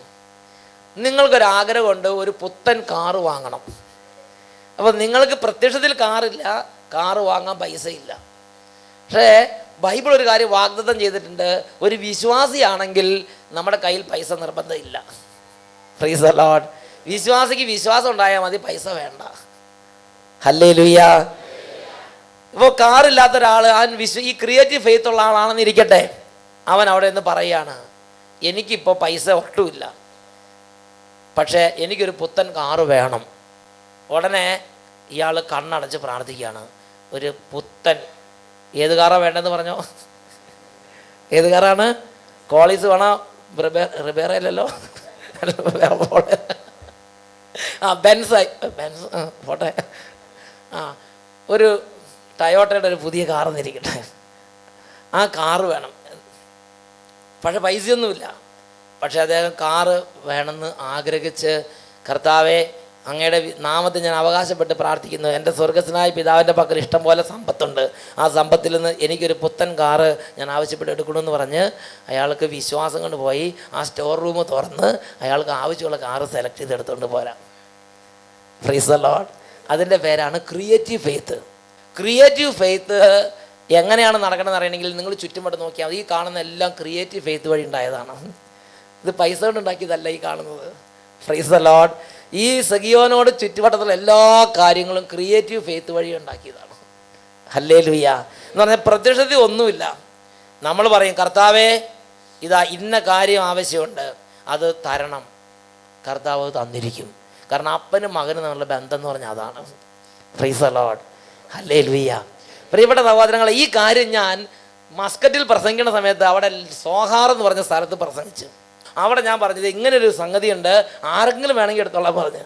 ഉടനെ ചെറുപ്പക്കാരൻ ഇത് കൊള്ളാലോ, ഇത് നല്ല ഏർപ്പാടാണല്ലോ, അങ്ങനെയാണെങ്കിൽ എനിക്കൊരു പുത്തൻ കാറ് കിട്ടുക. അദ്ദേഹം പറഞ്ഞു, ഞാൻ ഈ ഒമാനിൽ വന്നിട്ട് ഏതാണ്ട് 8 വർഷമായി, ഇതുവരെ സ്വന്തമായൊരു വണ്ടിയില്ല. അവിടെ സ്വന്തമായി വണ്ടി ഇല്ലെങ്കിൽ ജീവിക്കാൻ വലിയ പ്രയാസമാണ്. അതുകൊണ്ട് ഇയാൾ ഭയങ്കരമായിട്ട്, കാരണം അത്ര പട്ടിണിയും ജെരുക്കമുള്ള ഒരാളാണ്. അപ്പോൾ അദ്ദേഹത്തിന് സ്വന്തമായി കാറ് വാങ്ങിക്കാൻ നിവൃത്തിയില്ല. അപ്പോൾ അദ്ദേഹം പറഞ്ഞു, ഞാൻ പറഞ്ഞു, കാറ് വാങ്ങിക്കാൻ നിങ്ങളുടെ കയ്യിൽ പൈസ ആവശ്യമില്ല. നിങ്ങൾ വിശ്വാസം, ഈ ഹെബ്രായ 11:1 വിശ്വാസം കരസ്ഥമാക്കിയാൽ മതി. അതാണ് ക്രിയേറ്റീവ് ഫെയ്ത്ത്, അത്ഭുതങ്ങൾ ചെയ്യുന്ന വിശ്വാസം. അത് കരസ്ഥമാക്കിയാൽ നിങ്ങൾക്ക് കാറുണ്ടാവും എന്ന് പറഞ്ഞു. കാറല്ല, എന്ത് വേണമെങ്കിലും, കെട്ടിടം വേണമെങ്കിൽ കെട്ടിടം, എസ്റ്റേറ്റ് വേണമെങ്കിൽ എസ്റ്റേറ്റ്, ജോലി വേണമെങ്കിൽ ജോലി, നിങ്ങൾക്ക് എന്ത് വേണമെങ്കിലും വിശ്വാസത്തോടെ നിങ്ങൾക്കത് പോയിട്ട് താക്കോലിട്ട് തുറന്ന് ആ സ്റ്റോറിൽ നിന്ന് നിങ്ങൾക്ക് ആവശ്യമുള്ള എടുത്തിട്ട് പോരാന്ന് പറഞ്ഞു. Price the Lord. ഉടനെ ഈ ചെറുപ്പക്കാരൻ പറഞ്ഞു, എനിക്കിപ്പോൾ ഏറ്റവും അത്യാവശ്യം ഒരു കാറാണ്, എനിക്ക് എൻ്റെ ഫാമിലിക്ക് യാത്ര ചെയ്യാനൊരു കാറ് വേണം. അപ്പം ഞാൻ പറഞ്ഞു, നിങ്ങൾ ദൈവത്തോട് പറയുന്ന സമയത്ത്, വിശ്വാസം കൊണ്ട് പറയുന്ന സമയത്ത് ഒരു 2ാം ക്ലാസ് കാറെന്നൊന്നും പറയരുത്. നിങ്ങൾ ഏറ്റവും നല്ലത്, നിങ്ങൾക്ക് ആവശ്യമുള്ളത് ഏറ്റവും ബെസ്റ്റ് പറഞ്ഞോളാം, പിന്നെ വെട്ടി പറയാൻ നിൽക്കരുതെന്ന് പറഞ്ഞ്. അതുകൊണ്ട് പറയുമ്പോൾ നല്ലത് നിങ്ങൾക്ക് ആവശ്യമുള്ളത് പറഞ്ഞോളണം. അപ്പോൾ ഇയാൾ പറഞ്ഞു, സെക്കൻഡ് ഹാൻഡ് വേണ്ട, എനിക്ക് കമ്പനിയുടെ പുതിയ ടയോട്ട കമ്പനിയാണ് അവർക്ക് ഇഷ്ടമുള്ളത്. ടയോട്ട കമ്പനിയുടെ ഏറ്റവും പുതിയ മോഡല് ഒരു കാറ്, എനിക്ക് പുതിയൊരു കാറ് വേണം, സെക്കൻഡ് ഹാൻഡ് വേണ്ട, എനിക്ക് ഇനി തുരുമ്പിച്ചൊന്നും കൊണ്ടുവരാൻ പറ്റില്ല, പുത്തൻ കാറുമായിട്ട് എനിക്ക് നടക്കണം എന്ന് പറഞ്ഞ ഇയാൾ ഇത് കേട്ടപ്പോൾ വിശ്വസിച്ച് പ്രാർത്ഥിച്ച്. Price the Lord. ഞാൻ എന്നിട്ട് അവിടെ പ്രസംഗം കഴിഞ്ഞ് ഞാൻ പോന്നു. ഇയാൾ പ്രാർത്ഥിച്ച കാര്യം ഞാൻ അറിഞ്ഞില്ല. ഞാനത് പറഞ്ഞിട്ട് ഞാനിങ്ങോട്ട് പോന്നിട്ട് മസ്കറ്റിൽ ഞാനിങ്ങോട്ട് കേരളത്തിലേക്ക് മടങ്ങി പോരണ എൻ്റെ തലേ രാത്രി, ഞാൻ വെള്ളിയാഴ്ചയാണ് പോകണമെങ്കിൽ വ്യാഴാഴ്ച രാത്രി മസ്കറ്റ് റൂവി പള്ളിയിൽ വെച്ചിട്ട് ഒരു വലിയ ജാഗരണ പ്രാർത്ഥന നടക്കുകയാണ്. അച്ഛനപ്പോൾ ഇതുപോലെ കഷ്ടപ്പെട്ട് യേശു ക്രിസ്തു ഏക രക്ഷകനാണെന്ന് അർദ്ധരാത്രി പ്രസംഗിച്ചുകൊണ്ടിരിക്കുകയാണ്. അങ്ങനെ പ്രസംഗിച്ചുകൊണ്ടിരിക്കുന്ന സമയത്ത് പ്രസംഗം കഴിഞ്ഞ ഉടനെ ഈ ചേട്ടൻ എൻ്റെ അടുത്തേക്ക് വന്നിട്ട്, അച്ഛൻ എന്നെ അറിയുമെന്ന് ചോദിച്ചു. ഞാൻ പറഞ്ഞു, എനിക്ക് വലിയ പരിചയം തോന്നണില്ലല്ലോ, അട്ടപ്പാടി വല്ലതും വന്നു. അട്ടപ്പാടി എന്ന് എനിക്ക് അറിയാൻ പാടില്ല, അച്ഛൻ മുസന്ന ഇന്ന സോഹാർ പ്രദേശത്ത് ധ്യാനം നടത്തിയപ്പോൾ ഞാൻ ഉണ്ടായിരുന്നു പറഞ്ഞു. എന്താ പിന്നെ പ്രശ്നം വല്ല ഉണ്ടായോന്ന് ചോദിച്ചു. അച്ഛൻ പറഞ്ഞ കാര്യം 100% ശരിയാ അച്ഛാന്ന് പറഞ്ഞു. ഞാൻ എന്താ പറഞ്ഞെന്ന് ചോദിച്ചു. അച്ഛൻ പറഞ്ഞില്ലേ വിശ്വാസമുള്ളവർക്ക് കാറ് പോയി പൂട്ട് തുറന്ന് എടുത്തിട്ട് പോരാന്ന്. അപ്പം ഞാൻ വിശ്വസിച്ചിട്ട് ഞാൻ കർത്താവിനോട് പറഞ്ഞു, എനിക്കൊരു പുതിയ കാറ് വേണമെന്ന് പറഞ്ഞ്. ഞാൻ എന്നിട്ട് ധ്യാനം കഴിഞ്ഞ് അയാൾ പോയി. അയാൾക്ക് സ്വന്തം പൈസ ഒന്നുമില്ല. അങ്ങനെ പോയി അവിടെ ഏതൊരു അറബിയുടെ ഒരു സെക്രട്ടറി ആയിട്ട് ഇത് തുറക്കുക പൂട്ടുക അങ്ങനെയൊക്കെയുള്ള ജോലി ചെയ്യുന്ന ആളാണ്. അല്ലാതെ അയാൾക്ക് വലിയ ജോലിയില്ല. അപ്പോൾ ഈ അറബിയുടെ സെക്രട്ടറി ആയിട്ട് ഇയാൾ പിറ്റേ ദിവസം തിങ്കളാഴ്ച ജോലിക്ക് കയറി. ഞായറാഴ്ച ധ്യാനം തീർന്നു, തിങ്കളാഴ്ച എന്ന് ജോലിക്ക് കയറി തിങ്കളാഴ്ച വന്നപ്പോൾ അവൻ പൂട്ടൊക്കെ തുറന്നെല്ലാം തേച്ച് കസേരയൊക്കെ ഇട്ട് ശരിയാക്കി ഇങ്ങനെ സെക്രട്ടറി മാറി നിൽക്കുകയാണ്. ഉടനെ അറബി പറഞ്ഞു, ഇന്ന് നമുക്കൊരു കാര്യം ചെയ്യാം, ഇന്ന് എനിക്കൊരു കാർ എടുക്കാൻ പോകാമെന്ന് പറഞ്ഞു. അപ്പോൾ ശരി, ഞാൻ സെക്രട്ടറിനെ കൊണ്ടുപോയി കാർ എടുക്കാൻ വേണ്ടി. സെക്രട്ടറിയാണല്ലോ തുടയ്ക്കേണ്ട ആൾ. അപ്പോൾ അതെല്ലാം പോയിട്ട് കാർ എടുക്കാൻ വേണ്ടി പോയി. അങ്ങനെ അറബി നോക്കി അറബിക്ക് ഏറ്റവും ഇഷ്ടപ്പെട്ട ഏറ്റവും നല്ലൊരു കാറ് അറബി സെലക്ട് ചെയ്ത്, എന്നിട്ട് അതിൻ്റെ പേയ്മെൻറ്റൊക്കെ കൊടുത്ത് അങ്ങനെ ബാക്കി രജിസ്ട്രേഷൻ്റെ ഫോർമാലിറ്റീസൊക്കെ ആക്കി അത് ശരിയാക്കി ഇങ്ങോട്ട് പോകുന്നു. പിന്നെ അറബി ആ കാറ് ഓടിച്ച് പിന്നെ അറബിയാണല്ലോ ഇത് ചെയ്യണത്. അറബി ഓടിച്ച് അവിടെയൊക്കെ ഈ കാറൊരു ക്രൈസാണ്. അറബി ചില പണമുള്ള അറബികൾക്ക് കാറ് എന്ന് പറഞ്ഞൊരു പ്രത്യേക ക്രൈസാണ്. ഹല്ലേലൂയ. അപ്പോൾ ഈ അറബി ഈ കാർ അങ്ങോട്ടും ഇങ്ങോട്ടും ഓടിച്ചു നോക്കിയിട്ട് പറയുകയാണെ, ഓടിക്കും തോറും അറബിക്ക് ഇതിനോട് ഇറിറ്റേഷൻ കൂടുക. ഇതെന്ത് കാറാണ് ഇതൊരു സുഖമില്ലല്ലോ, ഇതെന്തൊരു മഴയില്ലല്ലോ. അറബി അങ്ങോട്ടും ഇങ്ങോട്ടും തിരിച്ചിട്ട് പറയുകയാണ് സെക്രട്ടറിയോട്, ഇത് നീ എടുത്തോളാൻ പറഞ്ഞു. ഉടനെ സെക്രട്ടറി ഞെട്ടി, എൻ്റെ പൈസ ഒന്നുമില്ലെന്ന് പറഞ്ഞ്. ഉടനെ അറബി പറയുകയാണ്, അതെ നിൻ്റെ പേയ്മെൻറ്റിൽ നിന്ന് ഞാൻ കുറേശ്ശെ പിടിച്ചോളാം, ഇൻസ്റ്റാൾമെൻ്റ് ആയിട്ട് ഞാൻ പിടിച്ചോളാം. നീ ഇപ്പോൾ കാർ എടുത്തോ, ഞാൻ നിൻ്റെ പേയ്മെൻറ്റിൽ നിന്ന് കുറേശ്ശെ ഞാൻ എടുത്തോളാം.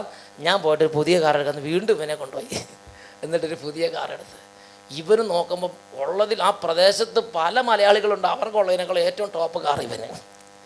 ഇവിടെ കഷ്ടപ്പെട്ട് അധ്വാനിച്ച് കുറേ പേര് കാർ ഉണ്ടാക്കിയിട്ടുണ്ട്, അതെല്ലാം ചടുക്കോ പുളുക്കോ എന്ന് പറഞ്ഞാൽ അങ്ങോട്ടും ഇങ്ങോട്ടും നടക്കുമ്പോൾ ഇവൻ്റെ കാർ ഇങ്ങനെ മിന്നൽ പിണറി പോലെ പട്ടണത്തിൽ കൂടെ പാഞ്ഞ് നടക്കണം. ആ കാറുമായിട്ട് മുസന്നയിൽ നിന്ന് മസ്കറ്റിലേക്ക് ഇവ 200-300 കിലോമീറ്റർ ഓടിച്ച് വന്ന് ജാഗരണ പ്രാർത്ഥന കൂടി സാക്ഷ്യപ്പെടുത്താൻ വേണ്ടി കാറുമായിട്ട് വന്നിരിക്കുകയാണ്. ഇവൻ പറഞ്ഞു, അച്ഛൻ പറഞ്ഞത് ശരിയാണ്, ഞാൻ വിശ്വാസത്തോടെ പ്രാർത്ഥിച്ച് എനിക്ക് പ്രാർത്ഥിച്ച് 8 ദിവസത്തിനുള്ളിൽ ഇതാ ഞാൻ കാർ ഓടിച്ചതാണ് പറഞ്ഞു. Price the Lord. പ്രിയപ്പെട്ട സഹോദരങ്ങളെ, ഇത് ബൈബിൾ പറഞ്ഞിട്ടുണ്ടെങ്കിൽ സംഭവിക്കും. ഞാൻ ഈ കാര്യം ഇത് കേരളത്തിൽ പ്രസംഗിച്ച്, ഇത് ഞാൻ ഇവിടെ വേറെ ഒരു ഒക്ടോബർ മാസത്തിൽ ഇതിൻ്റെ പുറകിൽ ഇങ്ങനെ പൊളിഞ്ഞു കിടക്കുന്ന സ്ഥലം ഉണ്ടായിരുന്നു. അത് ഇങ്ങനെ ഓല വെച്ച് മറച്ചു വെച്ചിരിക്കുക. അത് ഈ സയ്യോൻ ധ്യാനത്തിൻ്റെ പുറകുവാശം നിങ്ങൾ പണ്ട് കണ്ടിട്ടുണ്ടോ? അത് കാണണ്ടായിരുന്നു. ഇടയ്ക്കിടയ്ക്ക് പാമ്പ് ഇങ്ങനെ, അന്ന് ആരും ഉറങ്ങിയിരുന്നില്ല കേട്ടോ, കാരണം ഈ ഓലയൊക്കെ വെച്ച് കെട്ടിയിരിക്കുന്നതുകൊണ്ട് ഈ മഴക്കാലമൊക്കെ ആയപ്പോൾ ഈർപ്പം നിൽക്കുമ്പോൾ ഇടയ്ക്കിടയ്ക്ക് പാമ്പൊക്കെ വന്ന് തല ഉയർത്തി നോക്കുക, ആരവിടെ ഉറങ്ങണമെന്നൊക്കെ നോക്കിയിട്ട്. അപ്പോൾ അതുകൊണ്ട് വളരെ ജാഗ്രതയേറുന്ന ആളുകൾ ഇതിനെ നടക്കുകയിരിക്കുകയും ചെയ്തിരുന്നത്. Price the Lord. അപ്പോൾ അങ്ങനെ ഓല കൊണ്ട് പൊളിഞ്ഞ ഒരു കൂടാരം ഇവിടെ ഉണ്ടായിരുന്നു. ആ കൂടാരത്തിൻ്റെ ഏറ്റവും പുറകുവശത്ത് ഇങ്ങനെ എപ്പോഴും തണുത്ത കാറ്റ് ഇങ്ങനെ അടിച്ചു വന്നുകൊണ്ടിരിക്കും. അപ്പോൾ അവിടെയാണ് അപ്പോൾ ചുവന്ന കല്ലുകൾ ഇഷ്ടികൾ വെച്ചിരിക്കുന്നത്. അപ്പോൾ ആ ഭാഗത്ത് അങ്ങനെ കാറ്റ് വന്നുകൊണ്ടിരിക്കുന്ന സമയത്ത് ഒരു ദിവസം ഇവിടെ ധ്യാനിച്ചവരോട് എല്ലാവരും എഴുന്നേറ്റ് നിന്നിട്ട് അങ്ങോട്ട് തിരിഞ്ഞു നിന്ന് കൈ ഉയർത്തി വിശ്വാസത്തോടെ ഇത് ഒരു 6 മാസത്തിനുള്ളിൽ ഇത് ഇവിടെ വിത്തി ഉണ്ടാകട്ടെ എന്ന് പറഞ്ഞ് പ്രാർത്ഥിക്കാനായിട്ട് പറഞ്ഞു. അപ്പോൾ അവർ വിശ്വാസത്തോടെ കൈ ഉയർത്തി, യേശുവേ ഇവിടെ 6 മാസം വിത്തി ഉണ്ടാകട്ടെ എന്ന് പറഞ്ഞ് പ്രാർത്ഥിച്ചു. അത് കഴിഞ്ഞ് അവരിങ്ങോട്ട് തിരിഞ്ഞു നിന്നപ്പോൾ ഞാൻ പറഞ്ഞു, നമ്മൾ വിശ്വാസത്തോടെ പ്രാർത്ഥിച്ചു, സഗിയോൻ ധ്യാനേന്ദ്രത്തിന് ഭിത്തി ഉണ്ടാവുന്ന ഉറപ്പാണ്, പക്ഷേ നിങ്ങൾ ഇതിനകത്ത് വീടില്ലാത്ത കുറേ പേരുണ്ട്. അപ്പോൾ അതുകൊണ്ട് നിങ്ങൾ വീടില്ലാത്തവർക്കും അതിൻ്റെ ഇവിടെ കർത്താവ് ഭിത്തി കൊടുക്കുമ്പം അതിൻ്റെ ഒരു സന്തോഷം ഒരു സമ്മാന പാക്കേജായിട്ട് വീടില്ലാത്തവർക്ക് വീടും കൊടുക്കണമെന്ന് ഒരു മെസ്സേജ് കിട്ടി. ഞാൻ പറഞ്ഞു, അപ്പോൾ വീടില്ലാത്തവർ ഇപ്പോൾ പ്രാർത്ഥിച്ചോളാൻ പറഞ്ഞു. അപ്പോൾ ഒരു ചേട്ടത്തി ശരിക്കും പ്രാർത്ഥിച്ച്. അപ്പോൾ ഞാൻ പറഞ്ഞു, നിങ്ങൾ പ്രാർത്ഥിക്കുമ്പോൾ ഇങ്ങനെ എപ്പോഴെങ്കിലും ഒരു വീട് തന്നാൽ മതി പറഞ്ഞ് പ്രാർത്ഥിക്കരുത്. ഇത് ഇന്ന മാസം ഇന്ന സമയത്തിനുള്ളിൽ എനിക്ക് വീട് വേണമെന്ന് പറഞ്ഞ് പ്രാർത്ഥിക്കണം. അങ്ങനെ പ്രാർത്ഥിക്കാൻ പറഞ്ഞപ്പോൾ ഈ ഒരു ഉദ്യോഗസ്ഥയാണ്. ആ ഉദ്യോഗസ്ഥ പ്രാർത്ഥിച്ച്, കർത്താവേ എനിക്ക് അടുത്ത മഴക്കാലത്തിന്, ഇത് ഒക്ടോബറിലാണ് പ്രാർത്ഥിക്കുന്നത്, അടുത്ത മഴക്കാലത്തിന് മുമ്പ് എൻ്റെ പുതിയ വീട്ടിൽ എനിക്കൊരു പുതിയ വീട് തരണമെന്ന് പറഞ്ഞ് പ്രാർത്ഥിച്ച്. ഇത് വലിയ വീടൊന്നും വേണ്ട, അത്യാവശ്യം എനിക്ക് എൻ്റെ ഭർത്താവിനും കഴിയണം. ഒരു 2 മുറി, ഒരു ചെറിയ സിറ്റ് ഔട്ടും, ഒരു പോർട്ടിക്കോയും, ഒരു അടുക്കളയും, പിന്നെന്താ വേണ്ടത്, അത്രയൊക്കെ ഉള്ള ഒരു കക്കൂസ്, അതും ഉള്ള ഒരു ഇത് തരണേന്ന് പറഞ്ഞ് പ്രാർത്ഥിച്ച്. ഉടനെ ഞാൻ പറഞ്ഞു, അയ്യോ നിങ്ങൾ അങ്ങനെ പ്രാർത്ഥിക്കരുത്, പ്രാർത്ഥിക്കുമ്പോൾ ചെറിയ കാര്യങ്ങൾക്ക് വേണ്ടി പ്രാർത്ഥിച്ചിട്ട് വെട്ടി പ്രാർത്ഥിക്കാൻ നിൽക്കരുത്. അതുകൊണ്ട് പ്രാർത്ഥിക്കുമ്പോൾ ആദ്യം തന്നെ പ്രാർത്ഥിക്കുമ്പോൾ വേണ്ട കാര്യം എന്താണ് അത് ഫുള്ള് പറയണമെന്ന് പറഞ്ഞു. 2 നില വീട് വേണമെങ്കിൽ അത് പറയണം. ദൈവത്തിന് തരാം, അവിടെ വല്ല പഞ്ഞുണ്ടോ? നിങ്ങൾ പിന്നെ ഇതിനിങ്ങനെ വിഷമിക്കണത് പ്രാർത്ഥിക്കുന്ന കാര്യത്തിൽ. അപ്പം ഞാൻ പറഞ്ഞു, നിങ്ങളിങ്ങനെ കണ്ടമാനം ഞെരുങ്ങി പ്രാർത്ഥിക്കേണ്ടത്, ഒരു പാവം കുഞ്ഞു വീടെന്ന് പ്രാർത്ഥിക്കരുത്. നിങ്ങൾക്ക് ആവശ്യമുള്ള വീട് പറയണം. മാർബിളിട്ട് വേണമെങ്കിൽ അത് പറയുക. നിങ്ങളെ പോകല്ലേ പൈസ നോക്കി പ്രാർത്ഥിക്കരുത്. പ്രാർത്ഥിക്കുമ്പം സർവശക്തനായ പിതാവിനെ കണ്ടു വേണം പ്രാർത്ഥിക്കാൻ. അതുകൊണ്ട് മാർബിളിട്ട് വേണമെങ്കിൽ മാർബിളിട്ട് വേണമെന്ന് പറയണം. 8 മുറി വേണമെങ്കിൽ 8 മുറി, 5 മുറി വേണമെങ്കിൽ 5 മുറി. ഭാവിയിൽ ഉണ്ടാകാൻ പോകുന്ന മക്കളെയൊക്കെ കണ്ട് എല്ലാവർക്കും ഓരോ മുറി പറഞ്ഞോളാം പറഞ്ഞു. Price the Lord. കാറിടാൻ സ്ഥലം വേണം, പൂന്തോട്ടം വേണം, ഗേറ്റ്, അതൊക്കെ പറയാൻ പറഞ്ഞു. അപ്പം എന്ത് ചെയ്തു, ഈ ചേർത്തി പറഞ്ഞു, കർത്താവെ ഞാൻ ആദ്യം പറഞ്ഞ് വെട്ടിയിരിക്കുന്നു, ഒന്നുകൂടെ പറയാൻ പോവാണെന്ന് പറഞ്ഞിട്ട് ഈ ചേർത്തി പറഞ്ഞു, എനിക്ക് കേരളത്തിലെ പ്രധാനപ്പെട്ട ഒരു നഗരത്തിൽ, അട്ടപ്പാടിയിലൊന്നും വേണ്ട, എനിക്ക് കേരളത്തിലെ പ്രധാനപ്പെട്ട നല്ല NH-ൻ്റെ സൈഡിൽ, അണ്ടേ പറയും വകുപ്പ് ഒപ്പിച്ച് പറയണം, NH-ൻ്റെ സൈഡിൽ, പിന്നെ നല്ല മാർബിളിട്ട് നല്ല ഷോയുള്ള നല്ല 2 നില 5-8 മുറികളുള്ള, 5-8 കുട്ടികളെ പ്രതീക്ഷിക്കണം, 5-8 മുറികളുള്ള ഒരു നല്ല വീട്, ഗമയുള്ളൊരു വീട് തരണേന്ന് പറഞ്ഞ് പ്രാർത്ഥിച്ചു. ഇത് ഒക്ടോബറിലാണ് സംഭവിക്കുന്നത്. ഞാൻ ആ ഡിസംബറിൽ മുക്കാട്ടുകാര പള്ളിയിൽ കൺവെൻഷന് വേണ്ടി ചെന്നപ്പോൾ ഇതാ ഈ ഉദ്യോഗസ്ഥയുടെ അച്ഛനെ കാണാം. അവർ ചാലക്കുടി പ്രദേശത്ത് എവിടെയാണ്, അവരിത് അച്ഛനെ കാണാൻ വേണ്ടി വന്നിരിക്കുകയാണ്. അച്ഛാ ഉദ്യോഗം കിട്ടിയിട്ട് 10-20 വർഷം കഴിഞ്ഞ് രണ്ടുപേരും കൈ നിറയെ ശമ്പളം വാങ്ങുന്നവരാണ്. പക്ഷെ ഇന്ന് വരെ കിടക്കാൻ സ്വന്തമായിട്ടൊരു വീടുണ്ടായിരുന്നില്ല.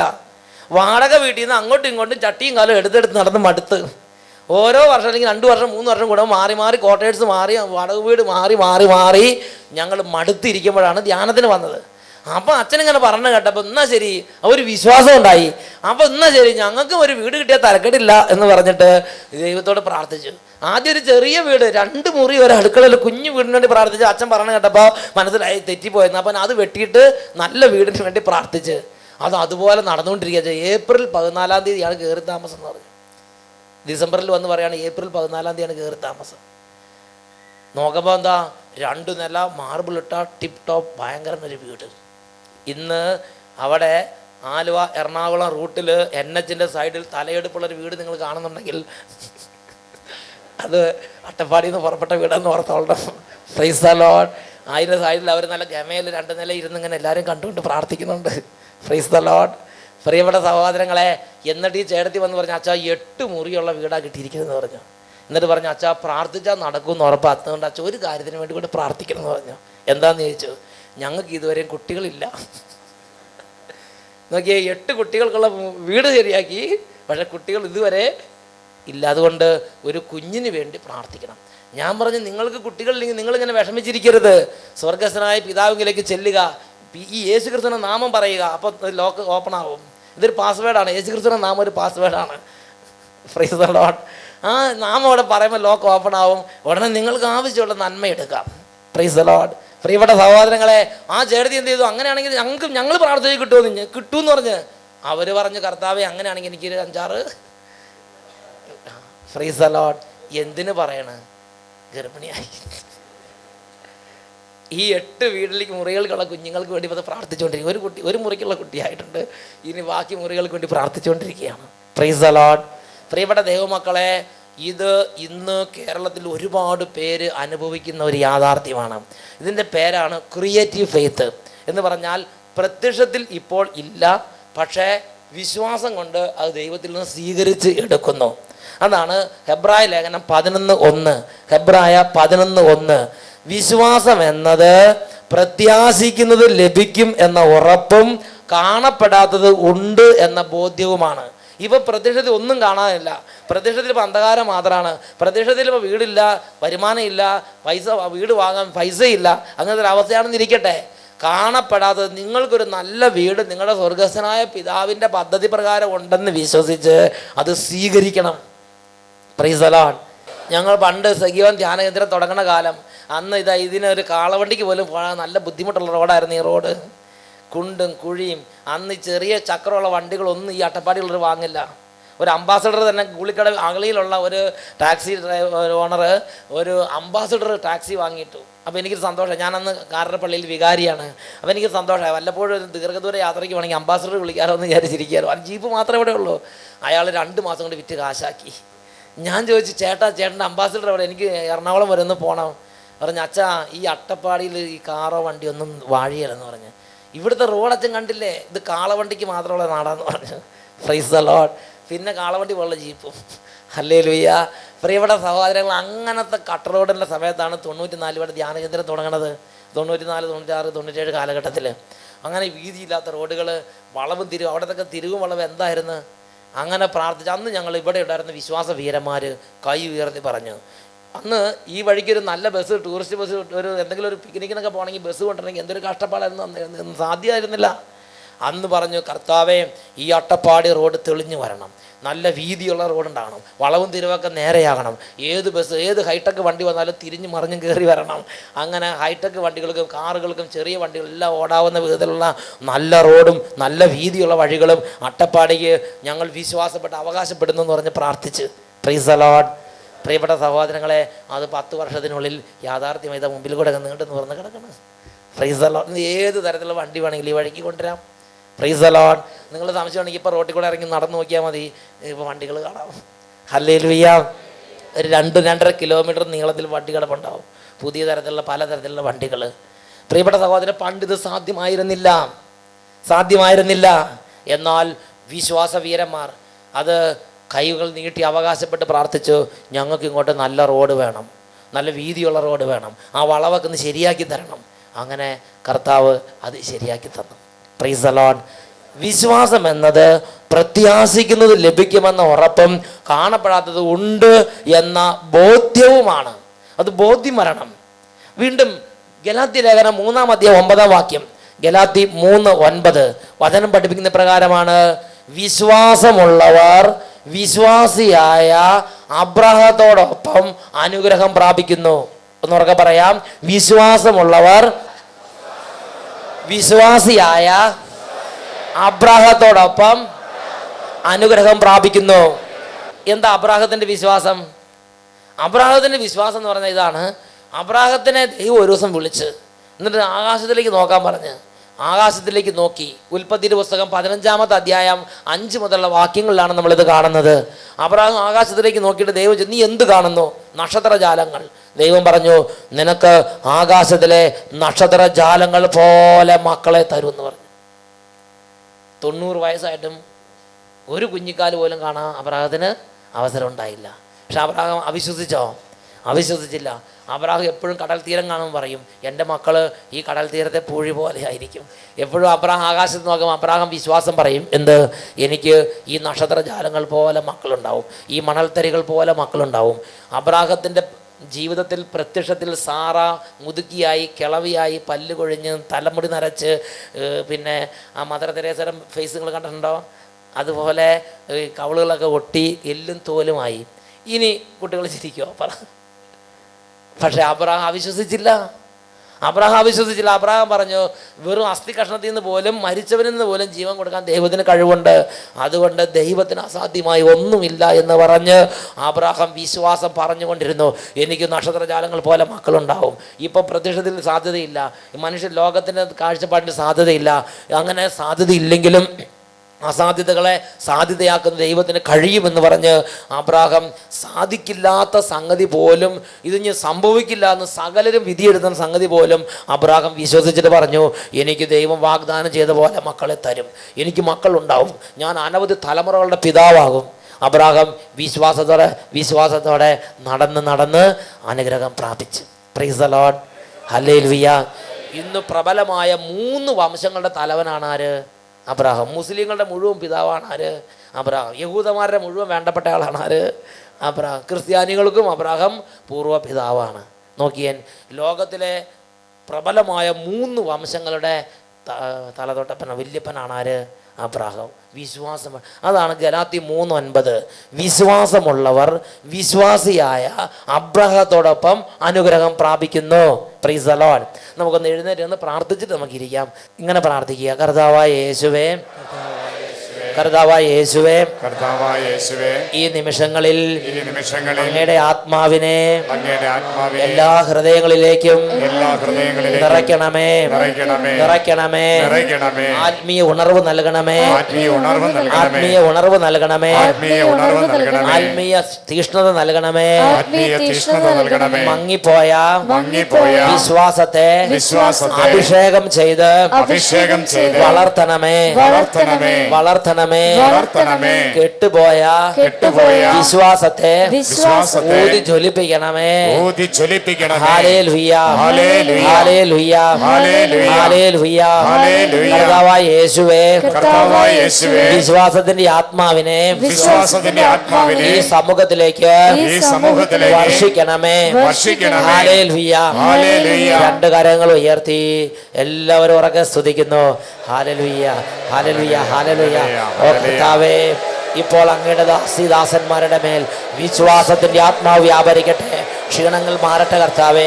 ഉണർവിൻ്റെ ആത്മാവ് നിറയട്ടെ, വിശ്വാസത്തിൻ്റെ ശക്തി നിറയട്ടെ. ഓ കർത്താവേ, അസാധ്യങ്ങളെ സാധ്യമാക്കുന്ന ദൈവത്തിൻ്റെ അത്ഭുത ശക്തി കാണാൻ എല്ലാ ആന്തരിക നേത്രങ്ങളെയും തുറക്കണമേ എന്ന് പ്രാർത്ഥിക്കുന്നു. ക്രിയേറ്റീവ് ഫെയ്ത്ത്, അത്ഭുതങ്ങൾ ചെയ്യുന്ന വിശ്വാസം എല്ലാവർക്കും നൽകണമേ കർത്താവേ.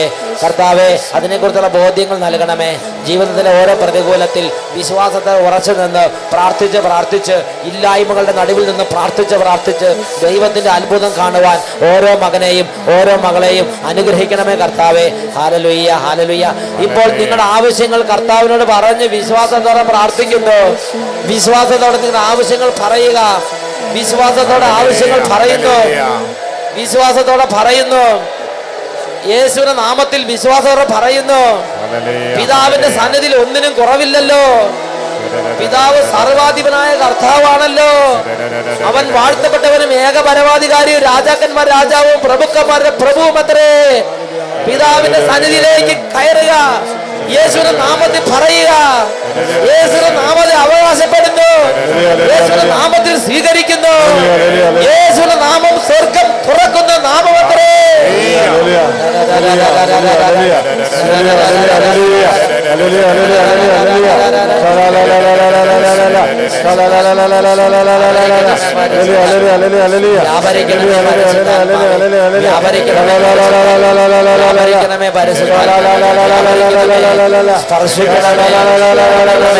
ഹൃദയങ്ങളെ തുറക്കണമേ, മനസ്സുകളെ തുറക്കണമേ, ആത്മാവിനെ സ്പർശിക്കണമേ, ആത്മാവിനെ സ്പർശിക്കണമേ, ഉണർത്തണമേ. Hallelujah, hallelujah, hallelujah, hallelujah, hallelujah,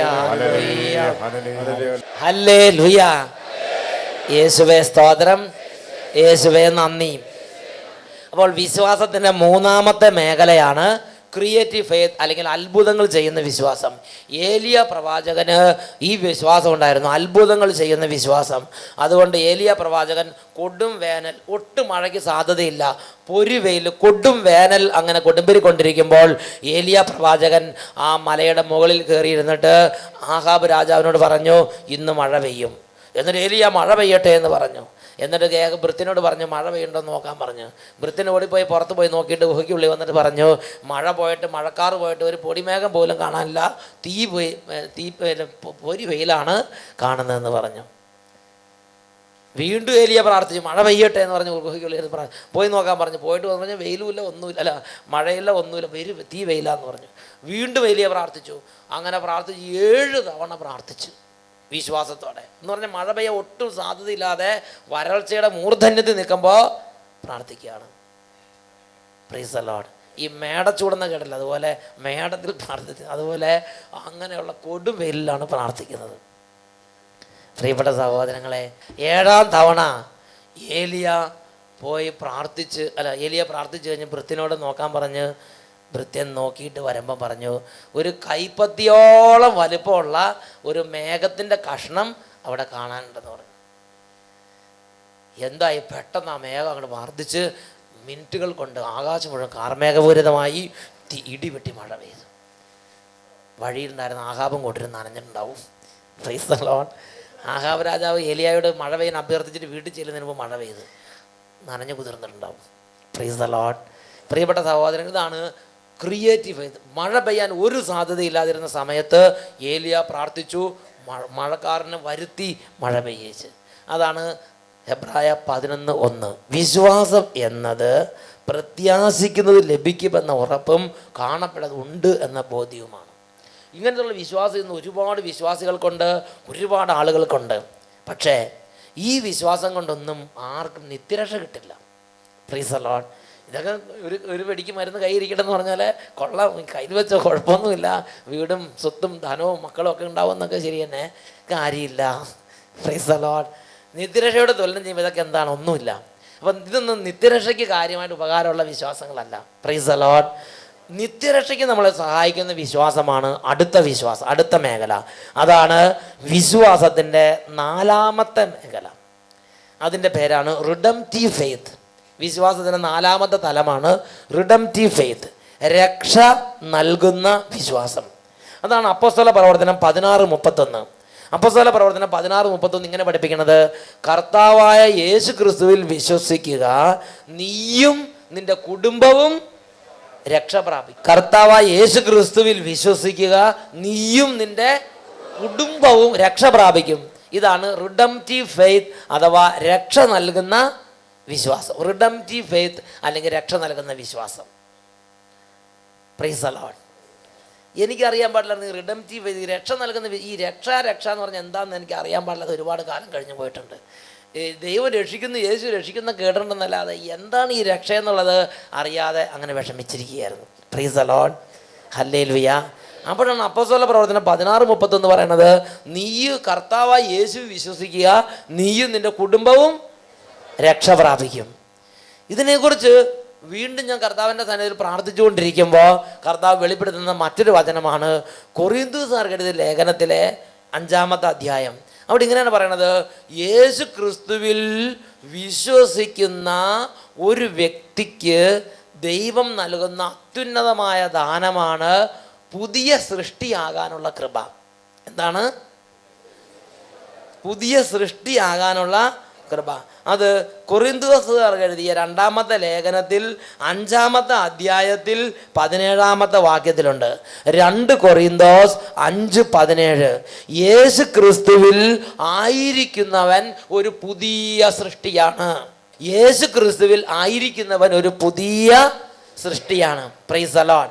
അപ്പോൾ യേശു ക്രിസ്തുവിൽ വിശ്വസിക്കുന്നവന് രക്ഷ കിട്ടുമെന്ന് പറയുന്നത് വേറൊരു വാക്കാണ് ബൈബിൾ ഉപയോഗിക്കുന്നത്, പുതിയ സൃഷ്ടി. അപ്പോൾ യേശു ക്രിസ്തുവിൽ വിശ്വസിക്കുന്നവൻ ഒരു പുതിയ സൃഷ്ടിയാണ്. Price the Lord.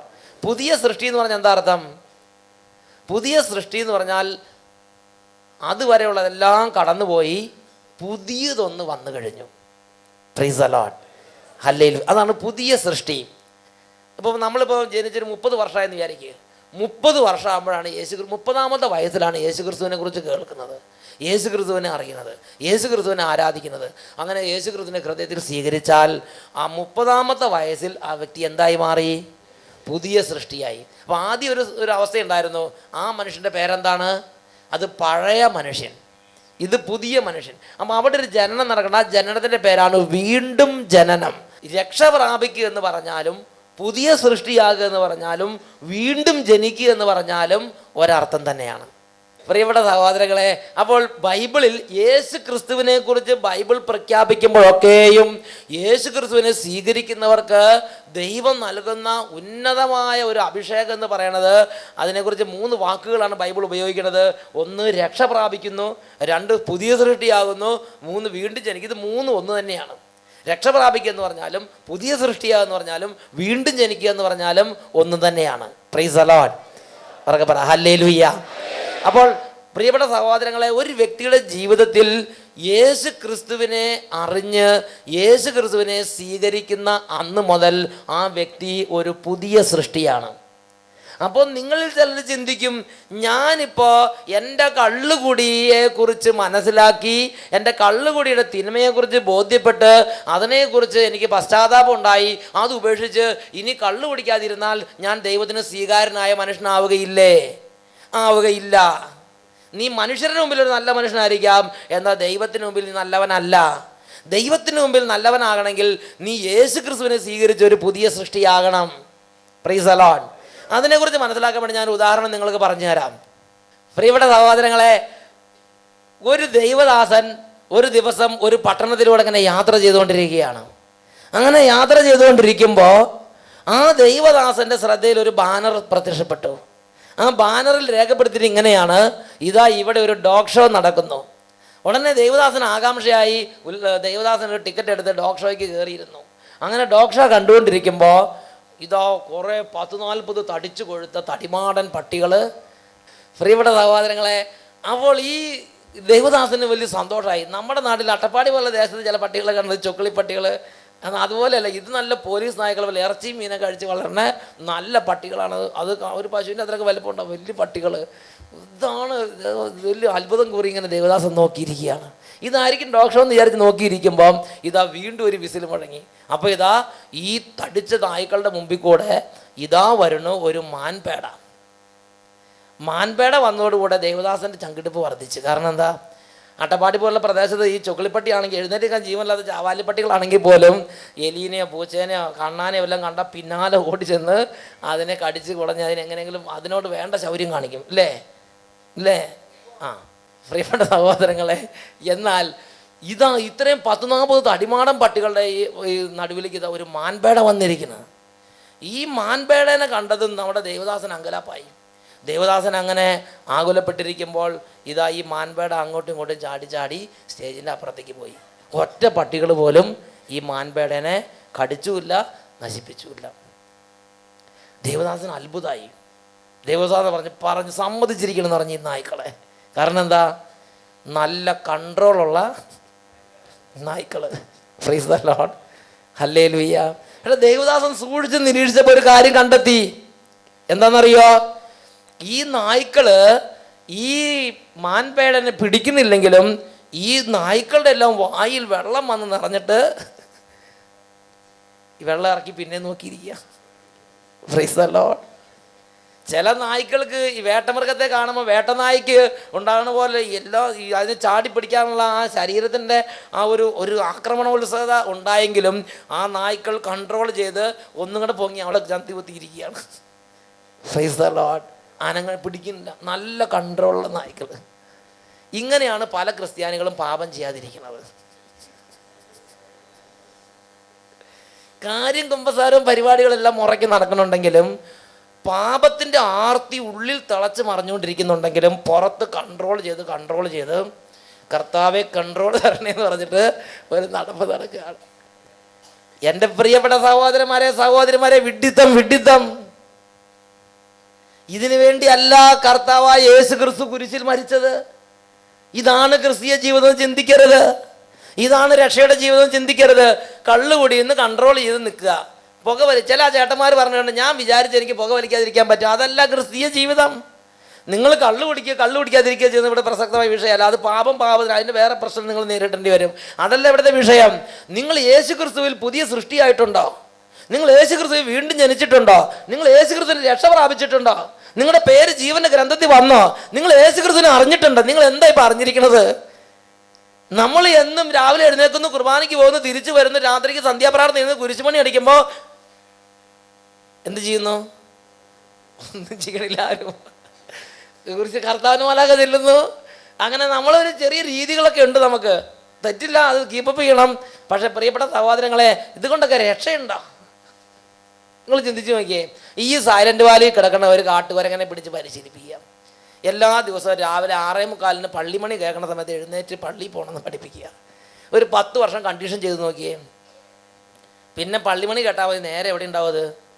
പിന്നെ കിണികിണി എന്നുള്ളൊരു മണി അടിക്കുന്ന സമയത്ത് കുമ്പിടാൻ പഠിപ്പിച്ചാൽ ആ കിണികിണി എന്നുള്ള മണി അടിക്കുമ്പോൾ അതിങ്ങനെ കുമ്പിടും. പിന്നെ അന്നാപ്പസക തിരുനാൾ എന്നുള്ള പാട്ട് പഠിപ്പിച്ചാൽ അതിൻ്റെ മറുപടി ഭാഗം നന്നായിട്ട് പാടിക്കോളും. അല്ല, പഠിക്കില്ലെന്ന് നിങ്ങൾ തോന്നണ്ടാ? സംശയം ഉണ്ടെങ്കിൽ സർക്കസ് കൂടാരത്തേക്ക് ചെല്ല്. ഈ കാട്ടുമൃഗങ്ങൾ എന്തൊക്കെയാണ് അവിടെ കിടന്ന് കാട്ടിക്കൂട്ടുന്നത്? നിത്യാഭ്യാസി ഏത് മൃഗത്തെ പിടിച്ച് കണ്ടീഷൻ ചെയ്താലും കുറേ വർഷങ്ങൾ കണ്ടീഷൻ ചെയ്യുമ്പോൾ എന്ത് ചെയ്യും? എന്ത് കണ്ടീഷൻ കൊടുക്കണോ അതനുസരിച്ച് പെരുമാറിക്കൊള്ളും. തത്തേനെ പിടിച്ച് കുറേ പഠിപ്പിച്ചു നോക്കിയേ. Price the Lord. തത്ത അത് തന്നെ പറയും. Price the Lord. എന്ന് പറഞ്ഞാൽ നമ്മൾ കുറേ കാര്യങ്ങൾ ഇങ്ങനെ ചില ശീലങ്ങളായി ചെയ്തുകൊണ്ടിരുന്നു വിചാരിച്ചൊന്നും നിത്യരക്ഷയിലാണ് തെറ്റിദ്ധരിക്കരുത്. ആ പോലീസ് നായ്ക്കളെ പോലെയാണ്. ക്രിസ്തീയത എന്ന് പറഞ്ഞാൽ ഡിസിപ്ലിൻ അല്ല.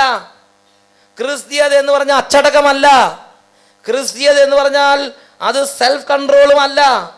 ക്രിസ്തീയത എന്ന് പറഞ്ഞാൽ അത് അടിസ്ഥാനപരമായി സ്വാതന്ത്ര്യമാണ്. എന്താണ്? ആ സ്വാതന്ത്ര്യം കിട്ടിയിട്ടുണ്ടാ? ഇന്നത്തെ നമ്മുടെ സ്വാതന്ത്ര്യം എന്താണെന്നുള്ള കാര്യം ഞാൻ തുറന്ന് പറഞ്ഞുതരാം. ചില അട്ടപ്പാടി പശുക്കളുടെ സ്വാതന്ത്ര്യമാണ് നമ്മുടെ സ്വാതന്ത്ര്യം. എന്താണ് അട്ടപ്പാടി പശുക്കളുടെ പ്രത്യേകത? അട്ടപ്പാടിക്കാരത് കേട്ടിട്ടില്ല, ഇപ്പം ശരിക്കും കേട്ടോ.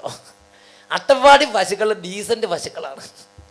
ഞാൻ പട്ടം കെട്ടിയപ്പോൾ മുതൽ അട്ടപ്പാടിയിലായതുകൊണ്ട് അട്ടപ്പാടി പശുക്കളെ ഞാൻ കണ്ടിട്ടുള്ളൂ. വേറെ പശുക്കളുടെ സ്വഭാവം ഇത് തന്നെ ആയിരിക്കാം.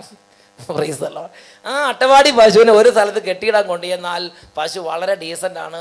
അവിടെ യജമാനൻ നിൽക്കണത്തോളം സമയം അവിടെ നിന്ന് ആ കുച്ചിയുടെ ചുറ്റുവട്ടത്തുള്ള പുല്ലൊക്കെ തിന്ന് നല്ല ഡീസൻ്റായിട്ട് അവിടെ നിൽക്കും. എന്നാൽ യജമാനൻ പോയി കഴിയുമ്പോൾ നമ്മുടെ അട്ടപ്പാടി പശു തല ഉയർത്തി നോക്കും. തല ഉയർത്തി നോക്കുമ്പോഴല്ലേ നമ്മുടെ ചാണ്ടിച്ചേട്ടൻ്റെ പറമ്പിൽ നല്ല നല്ല റോബസ്റ്റ വാഴകളെല്ലാം ഇങ്ങനെ കൊലച്ച് തൂങ്ങി കിടക്കണം. കരിമ്പുകളെല്ലാം ഇങ്ങനെ വളർന്ന് നിൽക്കണം.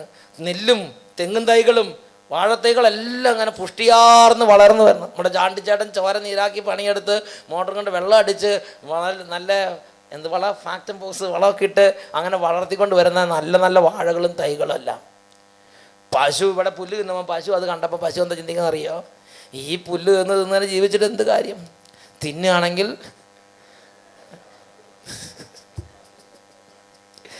പശു പിന്നെ പുല്ലിനെ നോക്കണ്ട. പക്ഷെ പശുവിന് ഇപ്പം പുല്ല് തിന്നിട്ട് കയറുന്നില്ല. പശുവിന് പുല്ല് തിന്നുന്തോറും ഇത് തിന്നിട്ട് എന്ത് കാര്യം, തിന്നുകയാണെങ്കിൽ അത് തിന്നണം. പശു പതുക്കെ അറിയാതെ കയറും വലിച്ച് എവിടെ എത്തി? ചാണ്ടിച്ചേട്ടൻ്റെ പേരിടരി. ഞെട്ടിപ്പിക്കുന്നൊരു യാഥാർത്ഥ്യം പെട്ടെന്ന് പശു മനസ്സിലാക്കി. കയറിൻ്റെ നീട്ടം വേലിയുടെ അവിടം വരെ ഉള്ളൂ, അതിനപ്പുറത്തേക്ക് പോകാൻ കയറിന് നീട്ടമില്ല. എൻ്റെ സഹോദരന്മാരെ ചതിച്ചില്ലേ? പശുവിൻ്റെ വലിയൊരു ജീവിത സ്വപ്നം അങ്ങനെ പൊലിയാൻ പോവാണ്. പക്ഷെ പശു വിട്ടില്ല കേട്ടോ. നമ്മൾ മലയാളികളുടെ അതേ സ്വഭാവമാണ് പശുവിന്. ഒരു നിസാര തടസ്സം വന്നാൽ അങ്ങനെ ഒന്നും വിട്ടുകൊടുക്കുകയില്ല. Price the Lord. പ്രിയപ്പെട്ട സഹോദരങ്ങളെ, പശു അവിടെ നിന്ന് പിന്നെ ചിന്തിക്കാൻ തുടങ്ങി, കയറിന് ഇത്രത്തോളം നീട്ടമുള്ളൂ. അപ്പോൾ അതിൻ്റെ അർത്ഥം യജമാനൻ ആഗ്രഹിക്കുന്നത് ഇത്ര വരെ പോകാൻ ആഗ്രഹിക്കുന്നുള്ളൂ. അതുകൊണ്ടാണ് അത്ര നീട്ടത്തിൽ കയറും കൊണ്ട് കെട്ടിയിട്ടിരിക്കുന്നത്. അപ്പോൾ അതുകൊണ്ട് പശുവിന് മനസ്സിലായി, ഇവിടുന്ന് അങ്ങോട്ട് പോകണമെങ്കിൽ ഇനി കയറിന് നീട്ടമില്ല.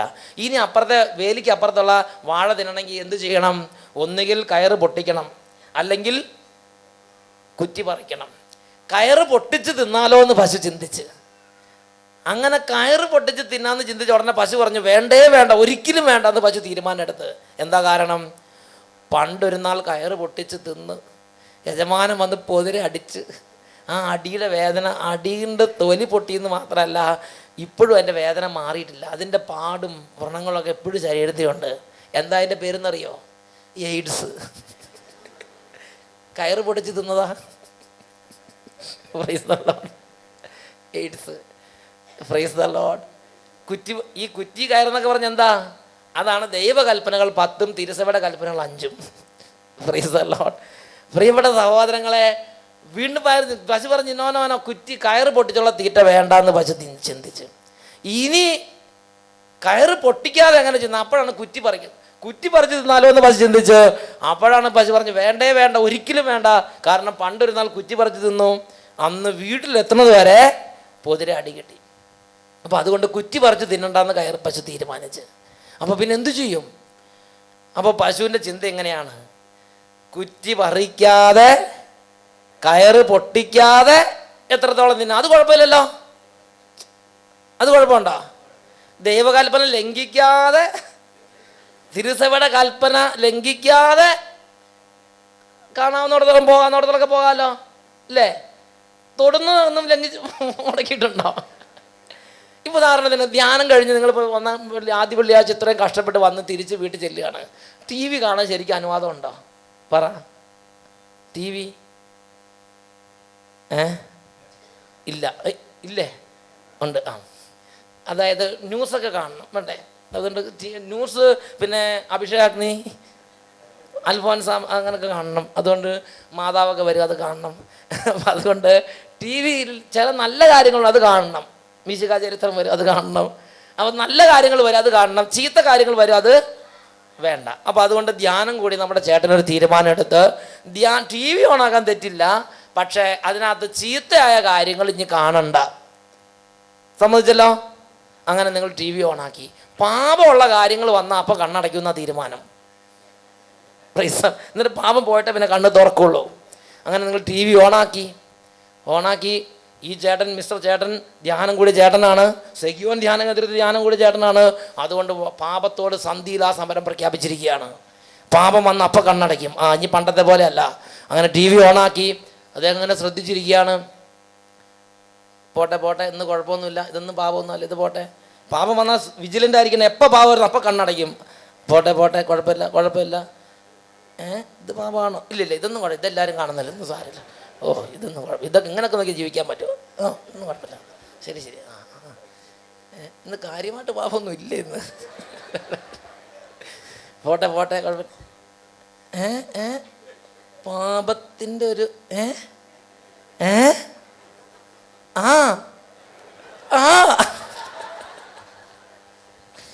എന്തായി? സാക്ഷാൽ പാപം രംഗപ്രവേശം ചെയ്തപ്പോ കണ്ണടയ്ക്കാൻ മറന്നു എന്ന് മാത്രമല്ല, വായും കൂടെ പൊളിച്ചിരുന്നല്ലേ. ഇതാണ് പച്ചയായ മനുഷ്യൻ. ഈ മനുഷ്യൻ്റെ പേരാണ് ജഡപ്രകാരമുള്ള മനുഷ്യൻ. Price the Lord. ഹല്ലേലൂയ. പ്രിയപ്പെട്ട സഹോദരങ്ങളെ,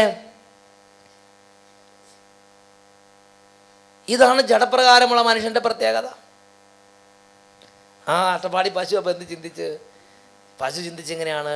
കയറ് പൊട്ടിക്കാതെ കുറ്റി പറിക്കാതെ എത്രത്തോളം തിന്നാം. അപ്പോൾ വേലിയുടെ അവിടെ വരെ കയറുണ്ട്. അവിടെ നിന്ന് അങ്ങോട്ട് നീട്ടാവുന്ന ഒരു അവയവം ഉണ്ടല്ലോ, എന്താ അതിൻ്റെ പേര്? കഴുത്ത് ശരിക്കും നീട്ടും, വേലി ക്രോസ് ചെയ്തു. ഇനി നീട്ടാവുന്ന ഒരു അവയവം ഉണ്ടല്ലോ, നാവിന് മുമ്പ് മോന്ത ഒന്ന് തിരിച്ച് വെച്ച്, അപ്പം വാഴയുടെ അടുത്ത് വരെ എത്തി. ഇനി നീട്ടാവുന്നതാണ് നാവ്. ശരിക്കും ഒരു ഒന്നര നീട്ടി പിടിച്ചപ്പോൾ നമ്മുടെ ചാണ്ടിച്ചേട്ടൻ്റെ റോബസ്റ്റ് വാഴയുടെ കൈ പിടുത്തം കിട്ടി.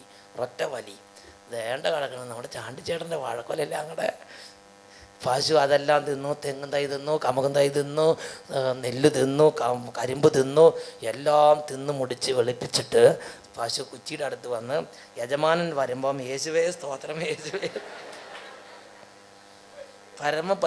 പരിശുദ്ധനായ വിശുദ്ധ പശു. Price the Lord. രാത്രിക്ക് സന്ധ്യാപ്രാർത്ഥന മൂപ്പര് ചെയ്തുകൊണ്ടിരിക്കുകയാണ്. ഇതെല്ലാം യജമാനൻ വന്ന് നോക്കുമ്പോൾ ചാണ്ടിച്ചേട്ടൻ്റെ പറമ്പിൻ്റെ ഒരു ഭാഗമെല്ലാം വെളുപ്പിച്ചിട്ടിട്ടുണ്ട്. ഈ പശുവോ യേശുവേ സ്തോത്രം, യേശുവേ നന്ദി. എന്താ പ്രാർത്ഥന, എന്താ തീഷ്ണത!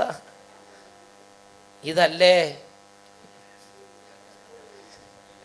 ഹല്ലേലൂയ. പ്രിയപ്പെട്ട സഹോദരങ്ങളെ, എന്ത് ക്രിസ്തീയത, എന്ത് ആത്മീയത, എന്ത് പ്രാർത്ഥന, എന്ത് എന്ത് എന്ത് വിശുദ്ധി! Price the Lord. ഒക്കെ ജഡത്തിൻ്റെ മനുഷ്യന്മാർ തന്നെ. ഹല്ലേലൂയ. ഇങ്ങനൊരു ജീവിതത്തിന് വേണ്ടി അല്ല കർത്താവായ യേശു ക്രിസ്തു കുരിശിൽ മരിച്ചത്. കർത്താവായ യേശു ക്രിസ്തു കുരിശിൽ മരിച്ചത് നമുക്ക് സ്വാതന്ത്ര്യം തരാൻ വേണ്ടിയിട്ടാണ്. ആത്മീയത എന്ന് പറഞ്ഞാൽ അത് സ്വാതന്ത്ര്യമാണ്. Praise the Lord. അതാണ് യോഹന്നാന്റെ സുവിശേഷം 8-ാം അധ്യായം 36-ാം വാക്യം. യോഹന്നാൻ 8:36 വചനം പഠിപ്പിക്കുന്നു, പുത്രൻ നിങ്ങളെ സ്വതന്ത്രമാക്കിയാൽ നിങ്ങൾ യഥാർത്ഥത്തിൽ സ്വതന്ത്രമാകും. പുത്രൻ നിങ്ങളെ സ്വതന്ത്രമാക്കിയാൽ നിങ്ങൾ യഥാർത്ഥത്തിൽ സ്വതന്ത്രരാകും. Price the Lord. അപ്പോൾ യേശു ക്രിസ്തുവിലുള്ള ജീവിതം എന്ന് പറയുന്നത്, ക്രിസ്തീയ ജീവിതം എന്ന് പറയുന്നത് പാപത്തിൻ്റെ മേഖലകളിൽ സ്വാതന്ത്ര്യമുള്ള ജീവിതമാണ്. Price the Lord. അതെന്താ പാപത്തിൻ്റെ മേഖലകളിൽ സ്വാതന്ത്ര്യമുള്ള ജീവിതം? പാപത്തിൻ്റെ മേഖലകളിൽ സ്വാതന്ത്ര്യമുള്ള ജീവിതം എന്ന് പറഞ്ഞൊരു ഉദാഹരണം പറയുമ്പോൾ നിങ്ങൾക്ക് പെട്ടെന്ന് മനസ്സിലാവും.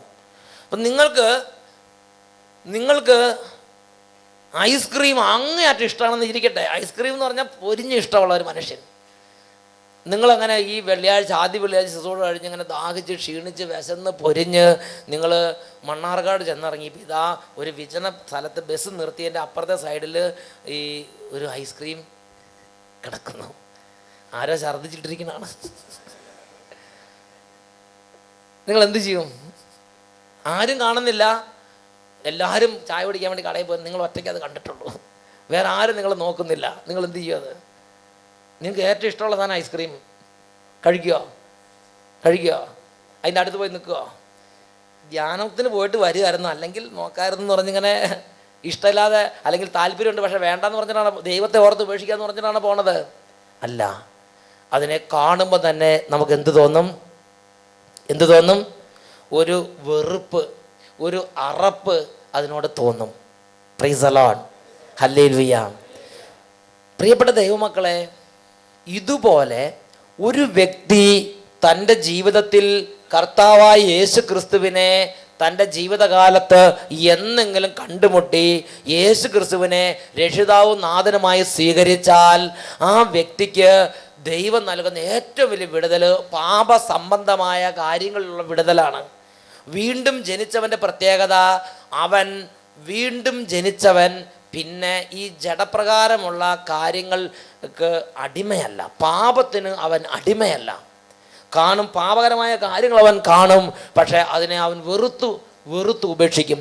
ഒരു ചീഞ്ഞ എലി നിങ്ങളുടെ സൂട്ട് കേസിൽ ഇരുന്നാൽ ആ പന്നിയെലി അല്ലെങ്കിൽ ആ എലി 5-10 ദിവസം ചീഞ്ഞ അഴുകിയിരിക്കുന്ന എലിനെ എങ്ങനെ അറപ്പോടെ നിങ്ങൾ എടുത്തുകൊണ്ട് കുഴിച്ചു മൂടുമോ, അതുപോലെ സ്വന്തം ജീവിതത്തിൽ നിന്ന് പാപത്തെ വെറുപ്പോടെ ഉപേക്ഷിക്കുമെന്ന് മാത്രമല്ല, പാപസംബന്ധമായ സാഹചര്യങ്ങളോട് അറപ്പും വെറുപ്പും നമുക്ക് തോന്നും.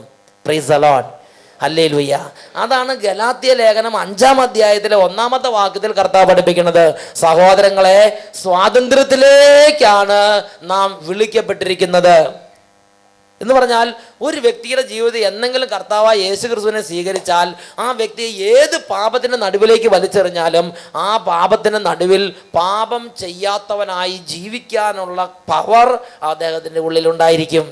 അവൻ പാപത്തിന് അടിമയല്ല. Price the Lord. വീണ്ടും ഗലാത്യയിലാണ് 5-ാം അധ്യായം 12-13 വാക്യങ്ങൾ. സഹോദരങ്ങളെ, ക്രിസ്തു നമ്മെ സ്വാതന്ത്ര്യത്തിലേക്ക് മോചിപ്പിച്ചിരിക്കുന്നു. അപ്പൊ ക്രിസ്തീയ ജീവിതം എന്ന് പറഞ്ഞാൽ പാപസംബന്ധമായ കാര്യങ്ങളിൽ സ്വാതന്ത്ര്യമുള്ള ജീവിതമാണ്. അപ്പൊ 2 തരത്തിലുള്ള ജീവിതമുണ്ട്. ഒന്ന് ജഡപ്രകാരമുള്ള ജീവിതം, 2 യേശു ക്രിസ്തുവിലുള്ള ജീവിതം. Price the Lord. എന്താ ജഡപ്രകാരമുള്ള ജീവിതത്തിന്റെ പ്രത്യേകത? ജഡപ്രകാരമുള്ള ജീവിതത്തിന്റെ പ്രത്യേകത ഇങ്ങനെയാണ്: എത്രമാത്രം പള്ളിയിൽ പോയാലും, എത്രമാത്രം പ്രാർത്ഥിച്ചാലും, എത്രമാത്രം കുമ്പസാരിച്ചാലും അവൻ ജഡപ്രകാരമുള്ള വ്യക്തിയാണെങ്കിൽ, കുർബാന കഴിഞ്ഞാൽ, കുമ്പസാരം കഴിഞ്ഞാൽ, പ്രാർത്ഥിച്ചാൽ വീണ്ടും ശരീരത്തിന്റെ പ്രവണതകൾ അനുസരിച്ചായിരിക്കും അവൻ ജീവിക്കുന്നത്.